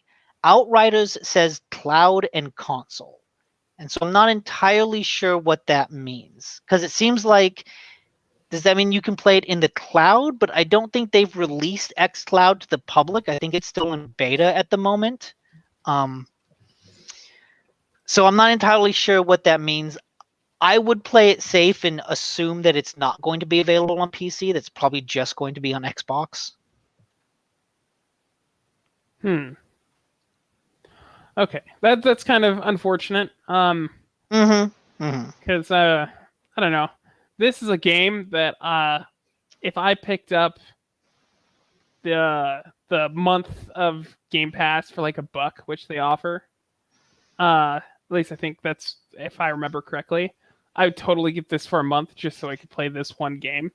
Because it seems like a game that I'd love to pick up, play, and then when I'm done, I probably won't come back to it. Yeah. I mean, from what I've heard, too, like, it's designed to do that. It's not a live service game. Yeah. So, I mean, this would be a perfect Game Pass game. Mm-hmm. Damn it. I hope it comes to PC Game Pass. Yes, I'm not sure what the cloud specifically means. Maybe I'll try to find this out. What does that actually mean? It just says cloud, console, and PC. But doesn't it say what cloud means? Like, does that mean? I assume that means that, because cloud would mean that it's on PC. It's just that you don't download it. You stream it. So it's still technically on PC. No, but I mean, if you're streaming it from basically someone else's PC rather than playing it on your own, that'd be the difference. Yes, I mean that's what the cloud is. That's what the Project X cloud is. Okay, it's like Stadia, where you're just streaming the game to your computer, but if you can still access that game through the Game Pass app on PC, then I don't sort of get what the distinction is. Well, I mean, if other than just having it on PC where you will download it. Yeah. Yeah. Andrew's stolen my EA Play plan. What? Oh, okay, yeah, just getting it for a month, playing stuff. Yeah, definitely. But I would also warn, watch out for game streaming because it takes up a lot of data. Yeah. Yeah, so that's cool. Game Pass getting a lot of cool stuff in the coming weeks. And also, cool stuff in the coming weeks. PlayStation. Last year, they did a... AC Ray says, is Outriders out on April 1st so they can say it's a joke if it doesn't work out? It's just an super elaborate, expensive April Fool's joke. Yeah, right. They released the demo again and be like, congrats, you played the game. Oh, that would be hurtful. But yeah, PlayStation. Last year they gave out a lot of games for free as part of this Play at Home initiative to like encourage people to, shelter in place and not go out during the pandemic. They're continuing that this year. And so starting on March 25th, they are releasing for free a bunch of games. Res Infinite, Abzu, The Witness, Enter the Gungeon, and Subnautica. And they're also releasing this one. They're releasing 4 PSVR games: Moss, Astrobot, Paper Beast, and Thumper. And I think these ones you need a via PSVR to play. So if you don't have that, maybe don't bother downloading it. But on April 19th, they're gonna give away Horizon Zero Dawn as well. Oh, nice. I'm surprised with Subnautica. Like, the rest were pretty much indie games, like small, like developer stuff, like Into the Gungeon, Abzu, stuff like that. But Subnautica is a pretty huge game. It's one I've been wanting to play. Yeah, I mean, Horizon Zero Dawn is also pretty big. True. Well, it was before you had said that. But yes, Horizon Zero Dawn's really good. But that's also super smart because they're coming out with the second one on PS5 eventually. Getting that back into the focus, letting people replay that is good. Is there a sequel to Subnautica? I don't know. I didn't know Subnautica was that old. I remember when it first came out on PS4, it did not run very well. Hopefully it runs better now, at least. They have patched that out. It must be gorgeous on a PlayStation 5, too. Oh, yeah, right? Yep. So, yeah. Lots of games coming your way very inexpensively. Let's see. My next item is here. Oops. Getting rid of Nick. Congratulations. I didn't do that this time. This was not me. I did not get rid of Nick. Nick must have died.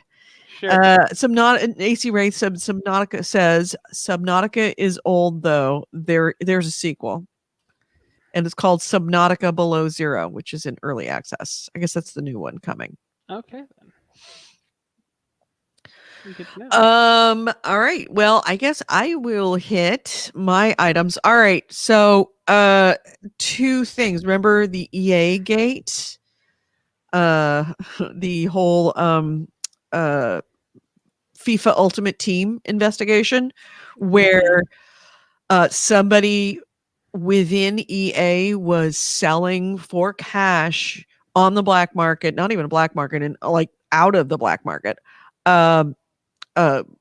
moments cards and icon cards that would take hundreds and hundreds of hours to get or thousands of dollars to buy through EA, was selling them for anywhere between 750 euros, which is like $900, anywhere between $1,000 and $2,000 pretty much.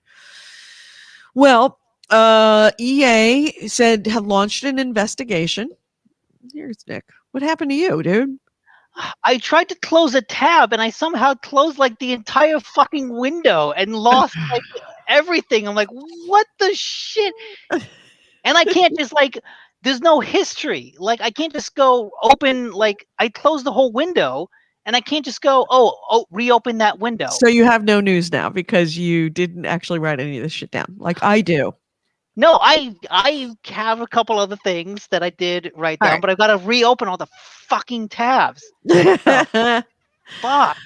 All right. Well, you can do that while I talk about the next the update on EA's investigation into the FIFA Ultimate Team EAgate, the moments cards and the idle cards that were being sold. So, EA did release an update about essentially saying they're continuing, but outlining how that happened. So apparently there are a couple of accounts at EA that are accessible by multiple people that allow these cards to be granted in a discretionary way. And those accounts had been used by somebody unauthorized to do so at EA. They would hand out these cards. Here's straight from their explanation. Okay, let's talk about content granting, what it is, why we do it, because it in fact happens all the time for the right reasons. They said there were 3 separate situations where that does happen. One is worldwide customer experience. Essentially, they said sometimes players accidentally delete content. It goes missing because of technical issues, or we made a mistake on our side where a player is then granted content as a make good. The other thing is testing and QV. They said at the second scenario where the content might be granted is for testing and quality verification. Most of the time, this practice happens on dedicated test servers, which aren't visible to our global player base, but sometimes we have to test in the live environment to ensure usability of the content, which is pushed live. This is done solely for the quality and stability and assurance that we have dedicated test servers for this purpose. And the third way to do it is discretionary content granting, which is for athletes, partners, and employees. The world of football powers our FIFA game, and often we want to recognize contributions that have been made by certain pro footballers, celebrity partners, or even our own employees to drive it forward. Sometimes we do this through the granting of in-game content. And that is why they know it is someone from within EA. Because these cards that are being sold to people are not tradable. They could not turn around and take them and put them on the black market. They're coded to not be tradable. Once you receive them, it is yours and yours forever, or at least for the year, because FIFA is a game that expires at the end of every year. So they said, we've launched a rigorous investigation, narrowing how this may have happened and identifying those accounts which have received content through this illicit method. We will permanently ban any accounts identified as receiving items transferred nefariously, and we have suspended all discretionary content granting for an indefinite period. So the investigation continues, but it's clear that it was someone within EA. It was someone granting out these non-tradable assets that were used for legitimate purposes, but that it is kind of interesting to find out how you get these cards legitimately by being granted. That being said, continuing on that theme, because this has caused a lot of anger and it has very much pointed out how this game is a freaking casino, and it is. Someone actually posted a viral tweet and did the math on all of this, or should posted a tweet that went viral doing the math on all of this. And this was a user named Scuds TV, and he sat down and did the actual math of what it would take to create what he calls his dream team. So this is what he's calling his dream team. And this is not unlike some of the screenshots that people had been showing that they had received and kind of blew the lid off of this. These guys were like showing, yes, we are legitimate. Here, take a look at these. And people were, like taking pictures of other people's teams. And it would be like, it is physically impossible to have this team. So this is his dream team. And that dream team, he did an estimate of how much it would cost in coins to be able to make that team. He says he estimates that it would take 100 million FIFA coins in order to buy that team. Then he did the math on what it actually would take to get that team. And it very much points out, and he says it when after he provides the math, but it very much points out how FIFA has created a game that it is literally impossible to do unless you put, and how much money it would take to put in to get a team like that, and how they essentially created EAgate. So here's his math. There's 3 ways that you could make this team right here. You can either do it through gameplay, trades, or by buying packs with real money.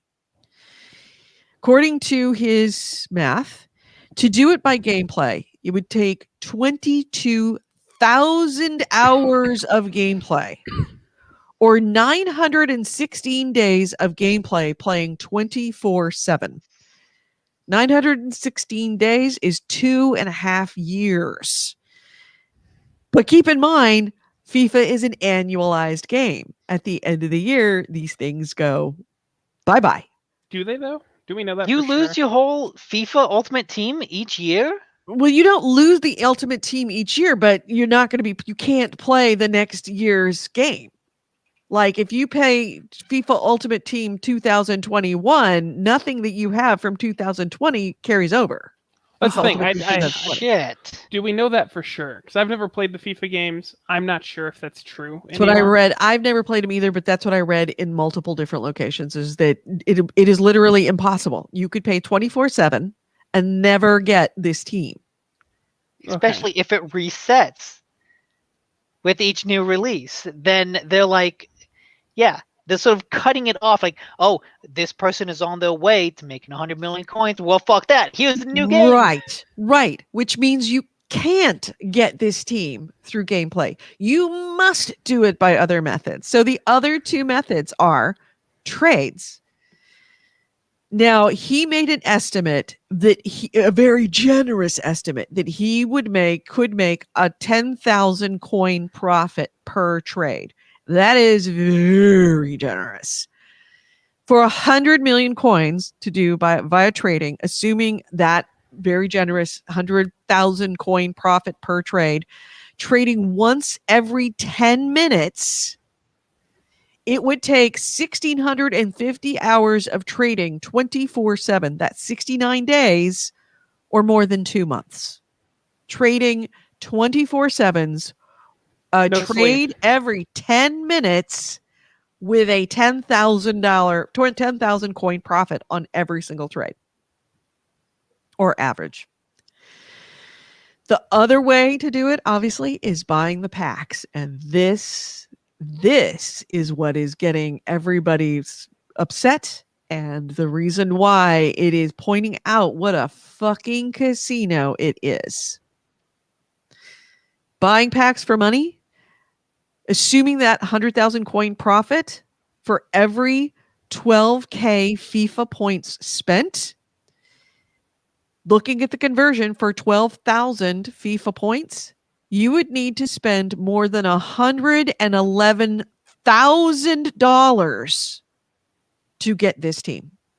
This is $111,000 screen right there.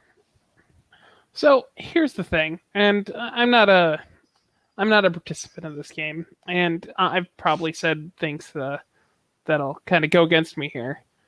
But in a game like this, you're not necessarily designed to get your perfect team. At least I don't assume. Like, I don't think in their development they're like, we want this to be possible. Getting one of these people is supposed to be a huge, like, power spike for your team, a good thing to have.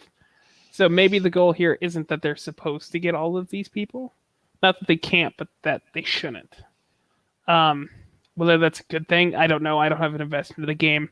I don't play it, so maybe it is kind of a crappy thing to say. I mean, I think you're right. Especially if the idea is that this resets each year with each new release. This isn't something that you want to invest in. This isn't an investment because the team disappears each year. So it can't be an investment. It's not like your Hearthstone pack or any of those other card games that are persistent. But at the same time, this is what they offered. Like, this is available. And with those time and money constraints, you can still see why someone would want to drop that. Because ideally, even if you yes, you don't want people to be able to achieve a whole team of super important people within the year of the game release, but maybe lower it enough so that you can get maybe a quarter. Mm-hmm. Something more than which ostensibly would be somewhere around the level of $25,000. Yeah, which makes me think. I think the issue here is that this is a card game that resets annually, but it's designed like it's a persistent card game. Yeah. Well, the card game doesn't reset annually, but it is an annualized game, meaning that it comes out and then next year it's a whole new game. Yeah, well, that's what I mean. Like you're starting from scratch. The cards you have in FIFA 20 do not carry over into FIFA 21. No, they do not. But the way this is designed with those sorts of really long-term paywalls and stuff, it's designed like a Hearthstone. Whereas like we expect you to play this as a live service game. This is going to be your one game for the next 5 years. And if that's what this was, this wouldn't be as quite an issue because people would actually be able to invest that amount of time into it.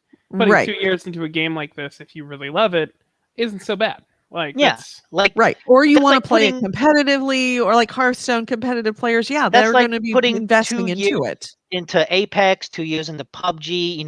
Live service games are not unusual anymore. It's designed like a live service game, except that your progress resets each year. Right. And the way that Scuds TV, I'll read out of his wrap up on this Twitter thread.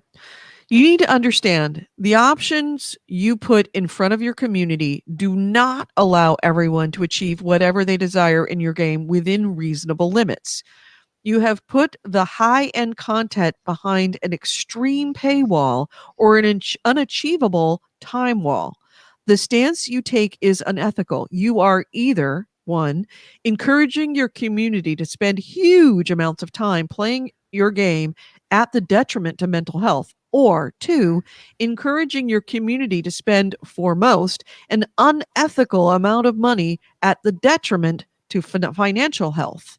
If profits are your aim, congratulations, you win, and do continue the way you are. However, if compassion for your community and running a game that offers a fair playing field for the best is your aim, then you are failing miserably. Shame on you.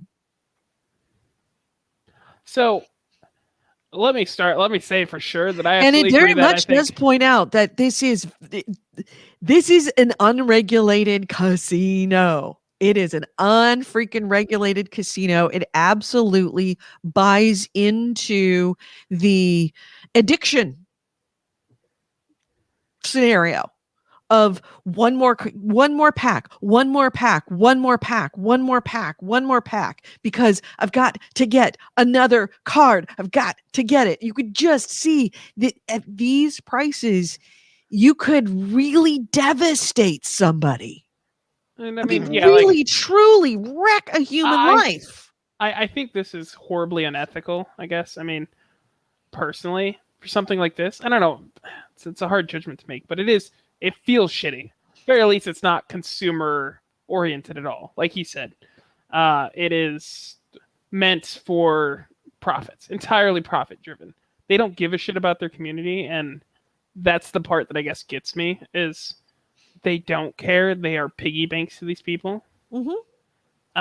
And it's Activision, so I guess No, it's EA. It's Oh, EA. my bad. It's EA, but still, it's like They're the you're same looking company. at this, you're kind of EA 's putting all the better. pieces together, and you realize the human carnage that this is, the potential for literally destroying lives. And we have evidence of destroying lives with this game, and that it is unethical on such a deep and profound level that it's hard to kind of wrap your head around that a video game could do this. And it is a company that's doing it every single year, all the time, to the same people. It's such a mess. I mean, they used to call EverQuest Evercrack because it destroyed lives, and that was just time. This is time and money. It's wrong. It's just wrong. It is selling drugs. It's the same reason why, what was the name of the company that made OxyContin? God. Not sure. Yeah, the family, No the idea. freaking family. Huh? I'm But the family is being sued because they created something that was incredibly addictive, and they pumped it out to people. And now they have been forced to step down, and there are investigations. Now that's FDA because it is a drug, but it's kind of not that far different, that they're creating something that is addictive. They know it's addictive. They know it is unreasonable, that they know they're making money hands over fist off of this kind of addiction. And yet they just don't care that it's, I was hurting messaged. people. It was Pfizer. It wasn't Pfizer. No, it's not Pfizer. You look that up. I have to, I think, figure out who it is. Well, I want to say something because I have a lot of conflicting thoughts here, because I have an eternal Purdue Pharma. An eternal disgust towards this kind of thing, this kind of blatant exploitation. Right. But I also there's nothing. It feels unethical, but why? Because there's no rules against this. It's not illegal. It's not. It's hurting people, and it's disgusting. But people are willingly attaching to this. They're playing this game every year, and that also brings up a second thing where we're pretty into gaming. We look at news and stuff, but sports gaming is such a contained ecosystem as far as gaming goes, where people only play that. Right. And they play it. And that's the other thing. It's the competitive play. It would be one thing if this was horse armor. People addicted to horse armor. If you're addicted to Beanie Babies, good for you. I know it sucks for you. It's a bad idea, but hey, knock yourself out. This is actually competitive, meaning that if you go up against someone who does spend $111,000 in it, you can't beat them. It is pay to win. That the exists more of in these all cards trading cards, any trading card game that exists. Correct. The fact that you do lose it every year changes it a bit. I don't know how I feel. I think there should be regulations against this. This feels wrong, but I couldn't give you an argument as to what rule they're breaking. Because the what thing is, standard they are It's breaking. just an ethical standard of knowing, because it'd be one thing if nobody ever, if they had these prices and it was nobody ever truly got addicted to this. Game was designed to tap into that addiction the same way that Blizzard will tell you they developed WoW in order for it is with every little trick that they could to make it addictive. EA has put every little trick that they can into this game to make it addictive. And not just in the gameplay, but in the specifically the way the loot boxes work. Feels To like there tap should- into that small group of people who will do it and spend all the money in order to do it. It And does feel so like there I- should be rules against this stuff. I haven't played a lot of Magic, so I don't know exactly if this is a good comparison. But from what I understand, like looking at these cards, these characters, these individual cards, and what they represent, and how much one of them can improve your team, I think, is there an equivalent of that in Magic? Well, like if I spend $1,000 and buy this one creature card, that will give me like a super advantage over any other game, like a Yes. true game changer. Yes. Like typically they don't reach the level of thousands of dollars. Typically there are some examples of that. But yeah, you could spend if your deck is worth more and you put it together like smartly, because in the community the price rises as demand rises. So if a good deck is made, the price goes up. But there's a reason that's a good deck. So if you spend the money to buy that deck, you're going to win. Like there's obviously like playing and like being a good player, but yes, it is very much if a shitty player buys a championship level competitive deck that has prices up the ass because it's so good, they could beat a moderately good player with a shitty deck. Well, I'm also thinking like the Right, reason, but at the same reason time, why- you're buying that deck. First off, you're buying that deck. That deck is your deck. That deck you could give to somebody else. You could hand it off. You could it's persistent. sell it, and Yeah. you don't. It doesn't spontaneously combust at the end of the year. Yeah. That's not what this is. It But, resets, and it is not something that you can easily just trade to somebody else. What I was thinking is, like I'm more interested in how much one card can change your game, because looking at these guys, one of these guys can change your game a lot because they're so much better than that. And I think that's what makes it feel kind of icky, is that like I'm going to spend $1,000 for this one card in FIFA, and that's going to give me a huge advantage. Whereas in Magic, it feels more like if you spend and get one card, it's like, well, you've got that good card, but you still need to build this deck around it. You still need I mean, the like a difference here is larger like ecosystem. the difference here being that that's 11 cards on the picture. Like you only need 11 of them compared to needing 40 something or 60 something on cards. Yes, yes. And And that actually, being said, now that you bring that up, that might be another reason that this feels really icky, is because with Magic you have that huge deck. That's what you play with. Whereas with FIFA, it's like these prices are so high and the time investment is so large for something much, much smaller. And it's like those scales don't seem like they match. Also, just the fact that they're digital, like they don't have like any intrinsic real world value. Yes. That being said, without going into the complicated mechanics of Magic, yes, if you buy expensive cards, even if you buy a set of 4, it could increase your odds of winning drastically. This reminds me, not to get too off topic, but just in terms of sports fans being insane people who just drop money like it's water. Have you heard about NBA Top Shots?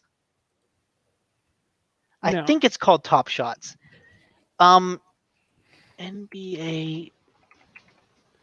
Yeah, okay. So the NBA started doing this digital collectibles, which is basically card packs. You're buying digital card packs.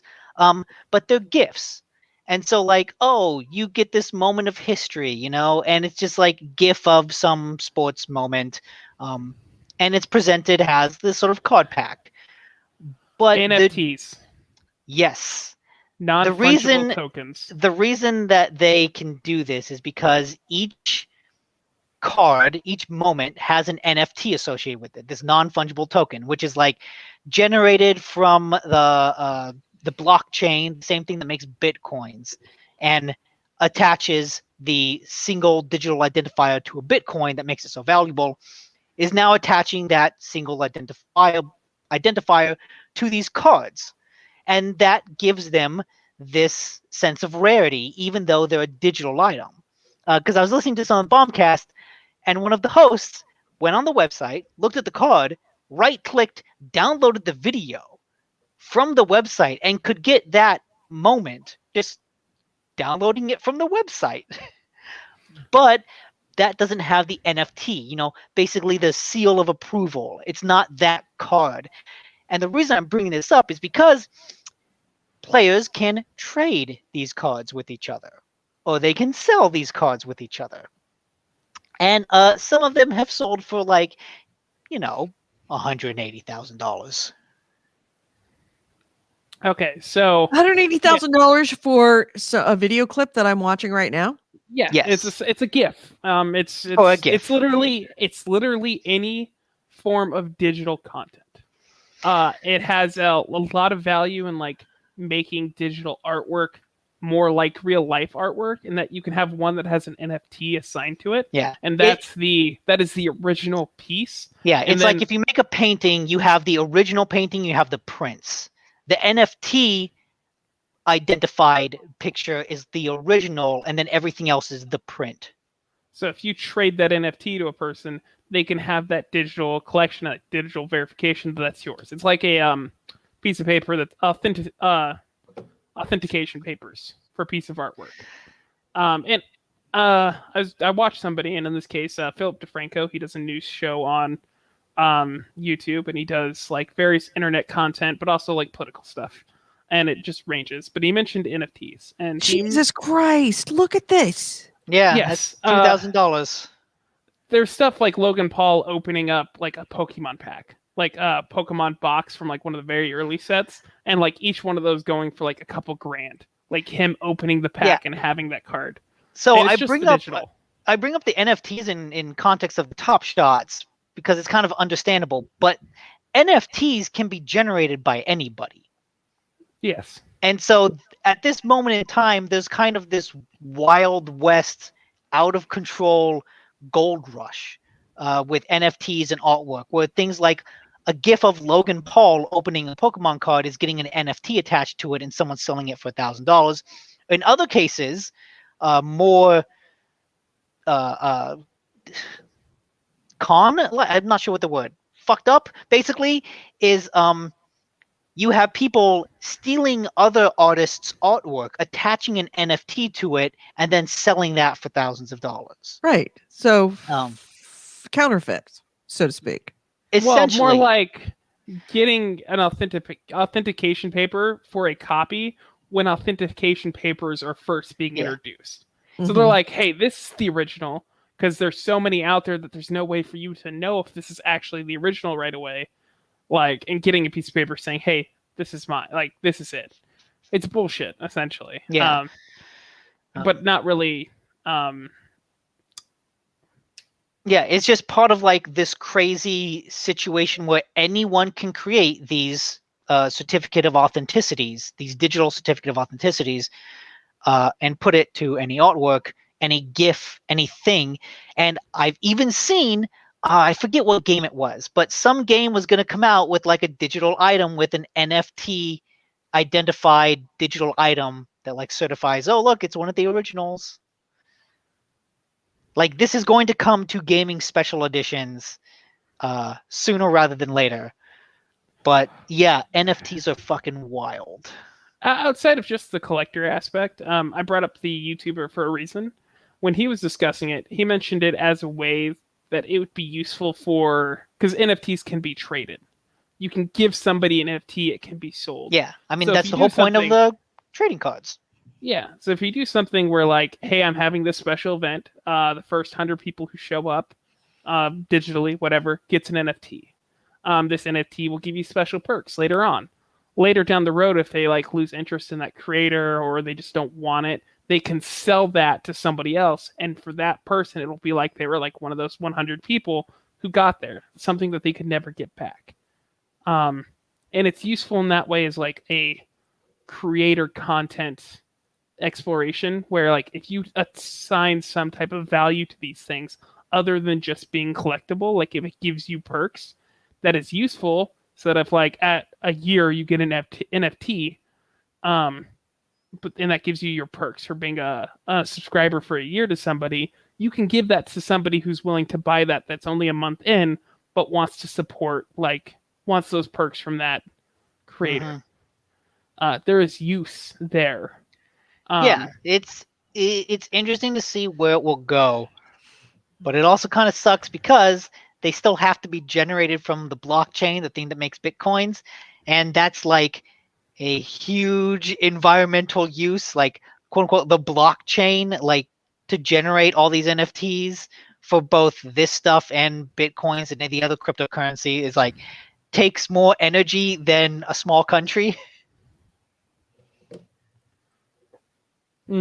It's like we basically have a weird digital country using up all this energy to create crypto stuff. NFTs will probably grow. I don't see them going away. I think they hit a niche of being collectibles that you can gather digitally, and that will like hit trading people cards, in a way. trading cards, but Yes. on your computer. They won't Yeah. go away. The question is, should they? Maybe they should, but they need to be regulated or like somehow tied down quickly so you don't get that instance where someone else's art is getting an NFT attached to it. Yeah. Like that needs to stop because that's really shitty for that person. But again, that's the whole difficulty because the whole point of like blockchain and NFTs is that it can be generated by anyone. It's that anonymity. Like that's the reason for its existence. Well, is as that things go on, like an it's artist will be able decentralized. to put out that, hey, these are my verified ones. So you can attach an NFT to anything, but since it's unique, the solution to unauthorized NFTs is authorized NFTs. We need double levels of NFTs. More NFTs. you're I need to wrong. get into NFT counterfeiting. I don't think you can. I think that's the whole point. No, just attach you an can. attach an Somebody NFT can. to each episode of GameHounds. Yeah. Yeah. So your episode. You have the original This is a special collector's episode. edition of GameHounds. Yeah, this is the original one. This is the first drunk podcast that Edie did, and the one that had an unintelligible ending. That's an NFT. God, if This I is had that Andrew's original, first podcast. Has an NFT. It's a collector's item. Worthless. it's a moment. Yeah, it's a moment. It's your We could digital do icon GIFs. card. All right, but yes. Talk singing skull fucking time in Seattle, the original, the NFT version. So yeah, that went off. yeah, NFTs. It's a weird. I've been seeing it everywhere, and I know it's coming to gaming sooner rather than later. So you just made me think about that. Anyway, so next item. I'll hit up something. Okay. A while back, I mentioned that NVIDIA was coming out with the 3060 graphics cards. It kills me. It's NVIDIA. NVIDIA, not No. NVIDIA. NVIDIA. Just as I will say, Imgur. Wrong until the end of the day. It's NVIDIA. NVIDIA. Yes. It is NVIDIA. NVIDIA. Anyways, the company released these cards and they cut the hash rate on these cards in half so that they couldn't be used as mining cards. That was the whole point. They're like, these are not going to be hackable. It's on the software side, but the way that the silicon talks to like the card and stuff, or to the programming and software, and you can't hack this. Well, they released a beta driver in development for their card, and it unlocked it. on accident. By You the company. can't hack it, but we just did. Yeah, like it's not just a software issue. No, it's absolutely a software issue, and they just turned it off. And they've since retracted it. Like they've taken down that update, but it's been clear to everyone that they're clearly talking out of their ass, like everyone kind of knew to begin with, and that there is gonna just fucking another instance of a company kind of shooting themselves in the foot. Look how strong, like, look how good this is. Oh wait, my bad. You know, I would feel bad about it, but you know, I've done it a number of times. On this show, it works perfectly. Oop. Per case in point.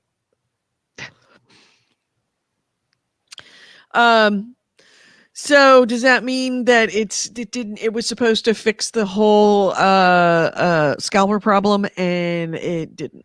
Absolutely not.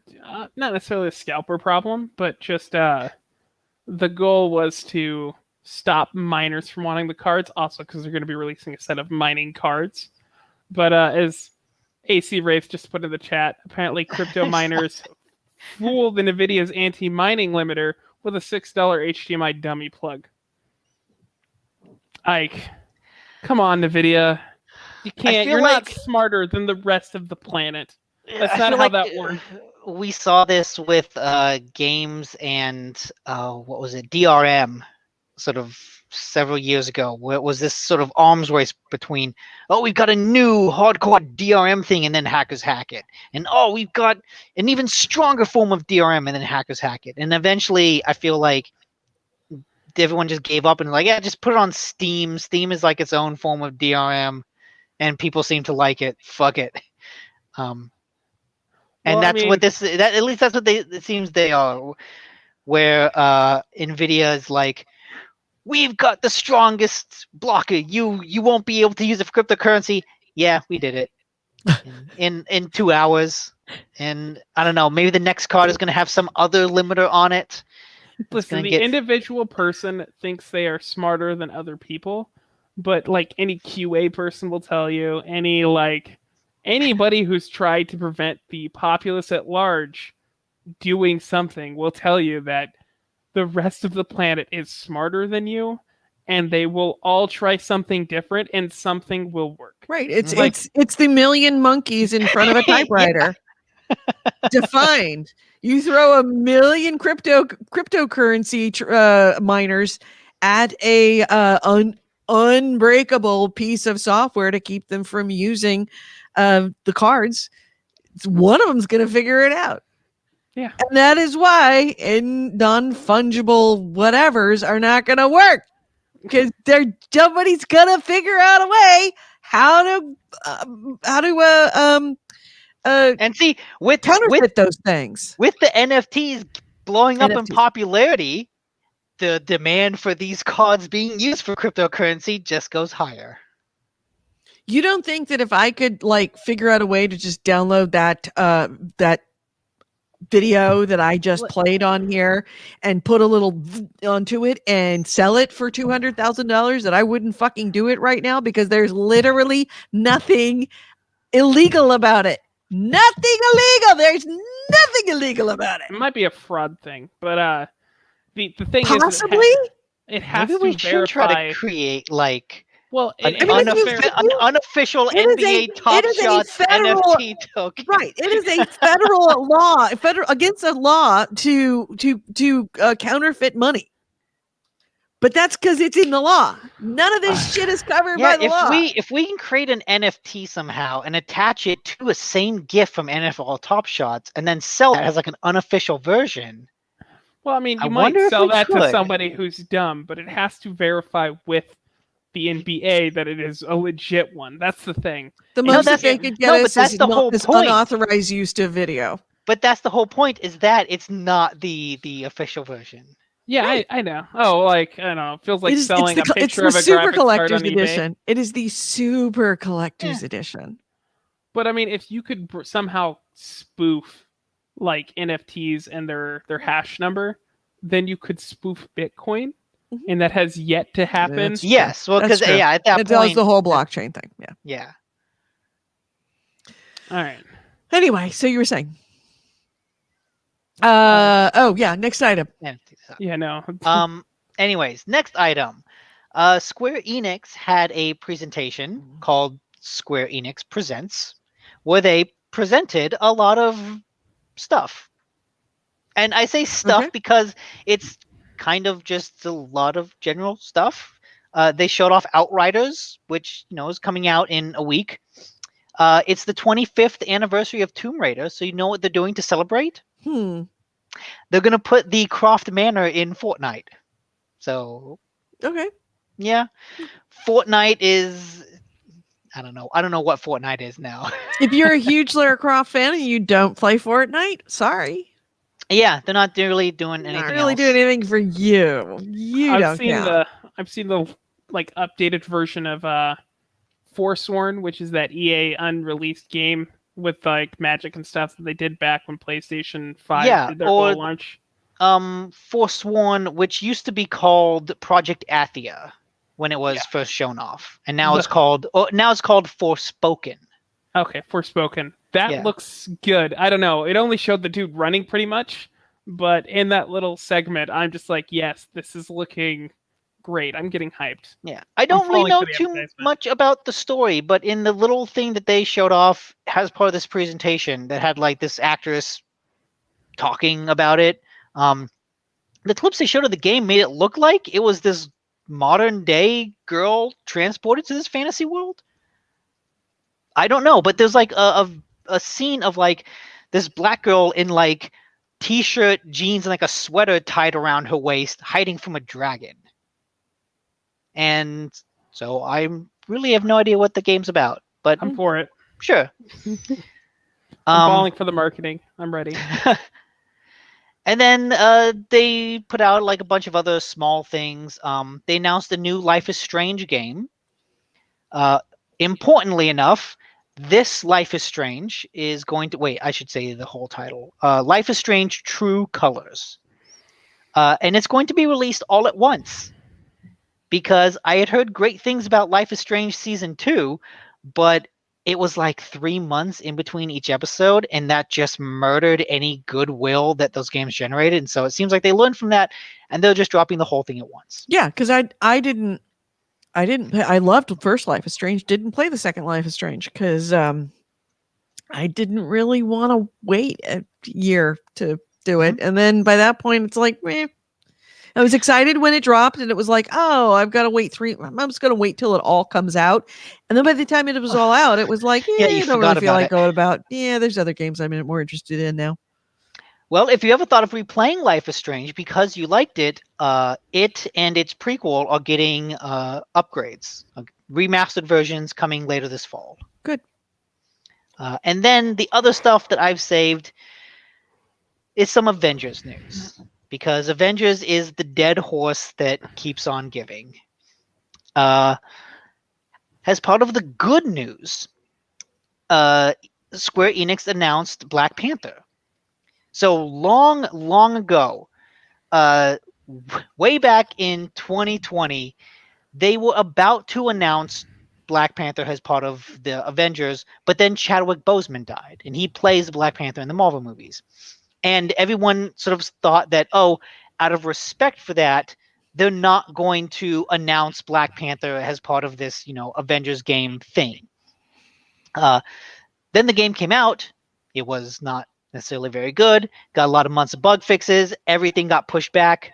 And so Black Panther should have been out, like, I think in January by the original timeline. And now he's announced, not out, he's announced to be coming in the future relatively soon, we hope. They put out a roadmap. But the thing is, that roadmap goes several months into the future, and one thing that is suspiciously missing from that roadmap is Spider-Man, a character who was advertised as a PlayStation exclusive when it first got sold. I remember when Avengers was first announced, the fact that Spider-Man would be exclusive to PlayStation was a really big deal because he's so popular. But the thing is, he was not a character that you had right away. You had to wait for him to be added to the game. And with everything else getting delayed about the game, Spider-Man also got delayed. To the point where I feel bad that anyone who bought Avengers on PlayStation because of Spider-Man, like this game is, they will have lost interest in this game before Spider-Man comes out. It just shows you how far behind they are at this point in development. Like, Yes. they're so screwed. It's an embarrassingly long time. And just to make things worse, one of the things that could have given Avengers a real shot in the arm is the new console versions, the upgrades for PS5 and Xbox Series. Unfortunately, with PlayStation, specifically PlayStation, the way that it works is you have to launch the PS4 version, patch it with a new patch, and this will include a save data transfer utility feature. You need to use that feature in the game to launch it to the Square Enix cloud. Then you need to launch the PS5 version of the game. So, either have your PS4 still hooked up or download the PS4 version and the PS5 version to the same PS5. I don't know what you're going to do, but you need the PS4 version. You need to upload that save. Then you need to launch the PS5 version, launch that save data utility to download that save from the Square Enix cloud. And I specify the Square Enix cloud because PlayStation already has a save cloud feature. All of your saved games, if you have PSN, all of your saved games are automatically uploaded to a cloud. You can do that. Like it's free to do. Well, not free, but it's part of the PSN perks. But Paul Tassi on Forbes wrote about his experience trying to do this. He uploaded his PS4 save to the PlayStation cloud, downloaded it to a PlayStation 5, launched the game, and the game could not see his save file. Even though it was on the console, the PS5 version of Avengers could not see the save file on his hard drive. So you have to go through Square Enix. Because he didn't transfer it through this save utility. I'm happy when I see a company. It didn't have the right NFT code on it, and it determined that it was fake. Exactly. Yes. Well, yes. I'm all for a company trying to support a game, especially when it's failing, to try to make it better. I think that's a good practice. That being said, man, this game is just not the only reason it's still getting support is because it has Avengers attached to it. Yeah. This was meant to be a marketing vehicle for future Avengers stuff. I should also specify, too, that this save transfer thing is fucked on PS4 and PS5. With Xbox and their smart delivery, it's fine. It works. Yeah. Which I know that's something that people kind of teased Microsoft about in the lead up to the console release of the console will automatically determine what version of the game you want to play and launch the best version of that. It's goofy Microsoft using this simple thing as a selling point. Well, as it turns out, that simple thing may not be so simple and is also very rare. Hey, cat, stop fucking with the furniture. So yeah, on Microsoft, it just works. You just launch the PS5 version and your save goes over. It's fine. Oh, we come full circle. How do you play a used game or how do you borrow a game or whatever from PlayStation? It just works. Yeah. It just works. How do you transfer save for Xbox? It just works. Yeah. So, yeah. Avengers just kind of keeps piling on the thing. I hope in a year somehow we keep kicking it. The horse just won't die. It's because the horse keeps getting up and doing some stupid shit. The horse keeps getting up and would tripping. Just stay down, but it keeps getting up and then doing some crazy ass shit that makes you want to put another bullet in it. Listen, I hope in a year that this horse gets back up and it's in armor and it's awesome. Like, it's doing great. I want this game to succeed at this point just because of Would how... you ever trust this horse? Yeah, I mean, it's public. Only The if general- somebody else rides it first. Oh, Because absolutely. I'm not Oh, trusting it. absolutely. Like, no, the general population will, if it improves, will say that it improves, or it'll die before it gets the chance. Right. Yeah. So yeah. Anyways. Poor Adventures. Poor Crystal Dynamics. Yeah. All right. Anybody else? Yeah, I mean, I'll just mention this real quick. Just Gotham Knights. If you're looking forward to it, it's been delayed to 2022. Originally supposed to come out this year. That's not going to happen. It is the Batman co-op game where you don't play as Batman, you play as the Bat family, and it looked like it had strong Batman RPG. babies? Oh, great. No, it's actually called the in the comics. It's literally called the Bat family. It is, but I But- kind of like Batman babies. Yes, that'd be an awesome game on its own. Looks like Avenger it's supposed to babies. have RPG elements. It's supposed to have scaling difficulty, like depending on where you're leveled. All of this they just got delayed. If you're looking forward to it, it sucks, but they didn't really give a reason why. Oh, Could I be think anything. it's well. This I'm isn't pretty the sure first. it's COVID. It's COVID. I mean, yeah. Let's be honest. And more things. I bet you more things are going to get delayed. Well, this is the because of second big COVID. announcement from WB of games that have been delayed because of COVID. Because Oh, right. remember, Harry Potter Was it- Hogwarts Legacy was also delayed Yeah. because of COVID, and that's another WB game. Actually, I wanted to look this up beforehand. This game looks fun. I'm interested in this one. But yeah, just figured to let people know. Sad. That's why we put the crying scene on. Oh, yeah. I've heard that like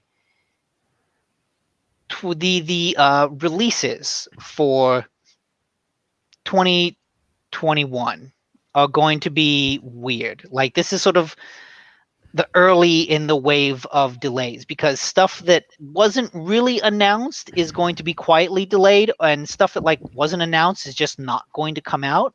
And so there's going to be like this weird gap year, basically. Yeah, I could see that. And I'm trying to find out now, and I'm just looking up, like, I'm trying to see in 2020 what new games were released, like, in the first 3 months of the year. Like, I'm trying to see if there's any big games. Because I thought we had a couple big ones. Oh, shoot. Now I have a cat that's puking. But whatever. Anyways, didn't want to spend too much time on this. Yeah, expect it 2022 unless it Yeah. gets delayed again. Well, I mean, it's going to be weird for games. It's going to be weird for movies. Anything that has a pre-production process and a production process and a post-production process is all fucked. Yeah. Also, Star Wars Squadrons is on Game Pass now. Ryan Stevenson says. Yeah, we talked about that. Yeah. Okay. It's a zombie horse. Yeah, Blood Reefers. It's a zombie horse. Got to put one in his Horse. brain. Won't fucking die. A lot of people have put the bullet in that horse's brain, and yet some people keep on saying the horse is fine. It's fine. No more than the owners themselves. Yep. Mm-hmm. All right. Anything else? Yeah, I mean, I'll just go again, if that's okay. Okay. Assassin's Creed Valhalla, if you're still playing that, the first expansion is to come out next month on April 29th. It will be titled Wrath of the Druids, and it's meant to be a big expansion, and it'll send you to Ireland. Oh, that's kind of cool. And you will be, it'll apparently is going to be weird. It's going to embrace a certain degree of weirdness with its gods and interweaving storylines. From what I've heard of that ending, because I looked up that ending, and that ending is fucking. Yeah, so it's going to be about a cult of druids that apparently you'll go around killing. And again, just expect weirdness from this. I don't know. I haven't played Valhalla. Edie, you have. But they're going to lean into that. And it's going to be a big expansion. They're going to add new skills, new activities, stuff like that. Because the original game's not big enough. Yeah. No. Don't even get me started. You know, I got Valhalla for Christmas, and I just have never gotten around to playing it because You really should. I'm a It's- little intimidated. You like, really I should. Just don't- recognize that first, before the credits part is really long. Mhm. So should I just play up to the title card and then be like, okay, I've got my fix? No, because that's when it gets cool. So everything Nick. so everything before then is just like meh. That's all right. It's good. It's interesting, but that's just like Okay, the, like I'm gonna say tutorial area, but it's just like the taste tester. You don't even you're still in Norway, Come on, Nick. Drink the or Kool-Aid. Denmark or Norway. I'm not sure which one it is. You're Jump still in back Norway into it. when until you. It's only when Can't you jump leave Norway back do you into get it. I the was never title in it. card, and then you get into, and then you're in England. No, I meant Assassin's Creed. Put on the Oh. cowl again. Like just Nah. Origins was okay. Odyssey was so big that I never got into it, and from what I saw of the ending to Valhalla, I'm like, that's it. I'm out. Really? I Nope. don't think I- You lost me. It's a good game. It's a good game. Okay. maybe Anything else? eventually. I'm out. Yeah, this is kind of a big one, but not so much for any of us because I know none of us are like super into fighting games. But Sony has bought, well, Sony and another company have bought Evo. And Evo is like the sort of big premier fighting game tournament. But I know recently they've had a lot of controversy with like one of their founders. And like I know he got outed for some reason. I don't know the details of it because I don't follow a lot of Evo news. But I know, yeah. So Sony has like teamed up with another company, RTS, which is just like an esports organization formed by the marketing company Endeavor. So it's just another esports group, and they and Sony have bought Evo. And from what Sony has said, like this is not the PlayStation arm of Sony buying Evo. This is like the level above them. And they've said like nothing is going to change just because it's bought by Sony doesn't mean that it's going to be all PlayStation exclusive. But from what I understand from other podcasts, PlayStation is generally like the default console at Evo anyways, just because it's easier to work with one console for a majority of the games. But for something like Super Smash Brothers, which is popular at Evo, that's still going to be there. They're not going to like get rid of any games because of that. It's just kind of interesting. fighting games are crazy. Like their esports scene and like that whole subculture is crazy.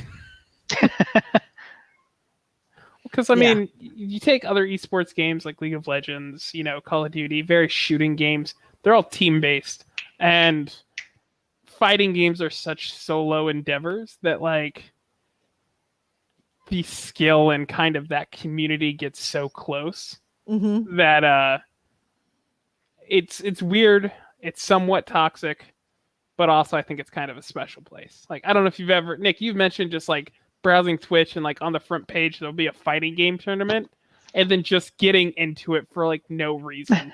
Like you have no attachment to the game or the people, but just being like, yeah, come on, win. Yeah, it's like especially with esports, fighting games are kind of like the most esports friendly genre there is because it's like, hey, two guys punch each other, one of them falls down. It's boxing. It's yeah. Uh-oh. Yeah, it's obvious. It's super easy and immediately understand, oh, that guy's doing better than that guy. Yeah.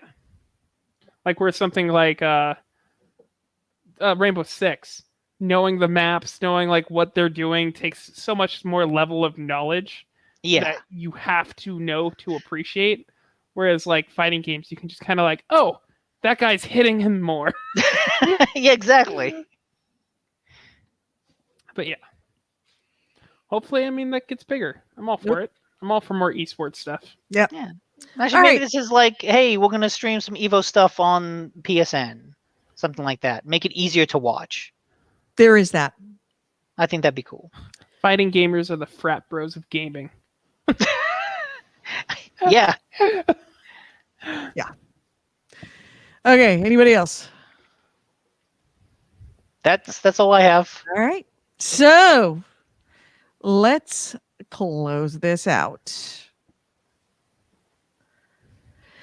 You've been listening to GameHounds, episode 586. We recorded this on Sunday, March 21st, 2021. I'm Edie Sellers, and with me has been Nick DiNicola and Andrew Smith. Ways to get a hold of us is gamehounds.net is our website. Gamehounds@gmail.com is our email. We record this show live every Sunday at 2 p.m. Pacific, 5 p.m. Eastern on Spreaker. That's speaker with an R, Spreaker.com. You can find us live as an audio show, or you can go live and watch us as a video show, streaming video on YouTube, Twitch, and on Facebook. On YouTube, we are GameHounds Vids, VIDS. On Twitch and Facebook, we are the GameHounds. If you listen to us after the fact, you can find us on iTunes, iHeartRadio, Spotify, Google Play. We're all there. Just go to it and look for GameHounds Podcast. And if you do, please leave us feedback. Let us know what you think. And also, it helps us because it lets other people know how to find us. Thank you so much for listening. And we will be back next week here on GameHounds Podcast. Have a great week. Make sure that you stay safe. If you get it, if you have a vaccine available to you, get it and take care of yourself. Talk to you next week. Bye-bye. Bye. Bye. You're looking the wrong way. Look the other way. No, look the other way. She's looking at her world. Don't worry. He almost flashed his butt at you. I am absolutely ignoring absolutely everything going on the screen right now because I knew as soon as I saw you moving, I'm like, this is a bad idea. I cannot look. Did we just get some cat's ass? No, but you were that close. We almost got demonetized. Taken down by Twitch. All right. So, anything else before we close out the show? No, I might have had other stuff, but I closed all the tabs. Okay. I'm hungry. I'm starving and tired, and I need to walk away. So, everyone, thank you so much for watching us on this. Remember, don't forget, we are here because of you. We have it is our patrons that have done this, because Lord knows with all the other costs that I cover, there's no way I could have covered the video feed. So thank you so very much to all of our patrons. If you are a Patreon, please, if you are not Patreon, all we ask is for $1 a month. That helps us cover the costs for the video feed because they aren't insubstantial. I'm happy to still continue to pay for everything else, but just that little extra helps to get us over the line so it's not, that much more expensive than just doing the regular audio show. And of course, don't forget, we do have our Discord. Please, please, please go to our Discord. We are there, happy to talk to you. Streaming games, posting game deals, posting. If you have a news item that you would like us to talk about, go to our news channel, our news tips channel. Generally speaking, if it goes there, there's a good chance that we will find it, have an easier way to find it, and talk about it on the next show. Everyone, thanks for watching. And thank you for all the people commenting. We do really super appreciate that. Take care. Kitty kisses to you too, AC Wraith. By the way, thank you, AC Wraith, for providing us all. See all these things?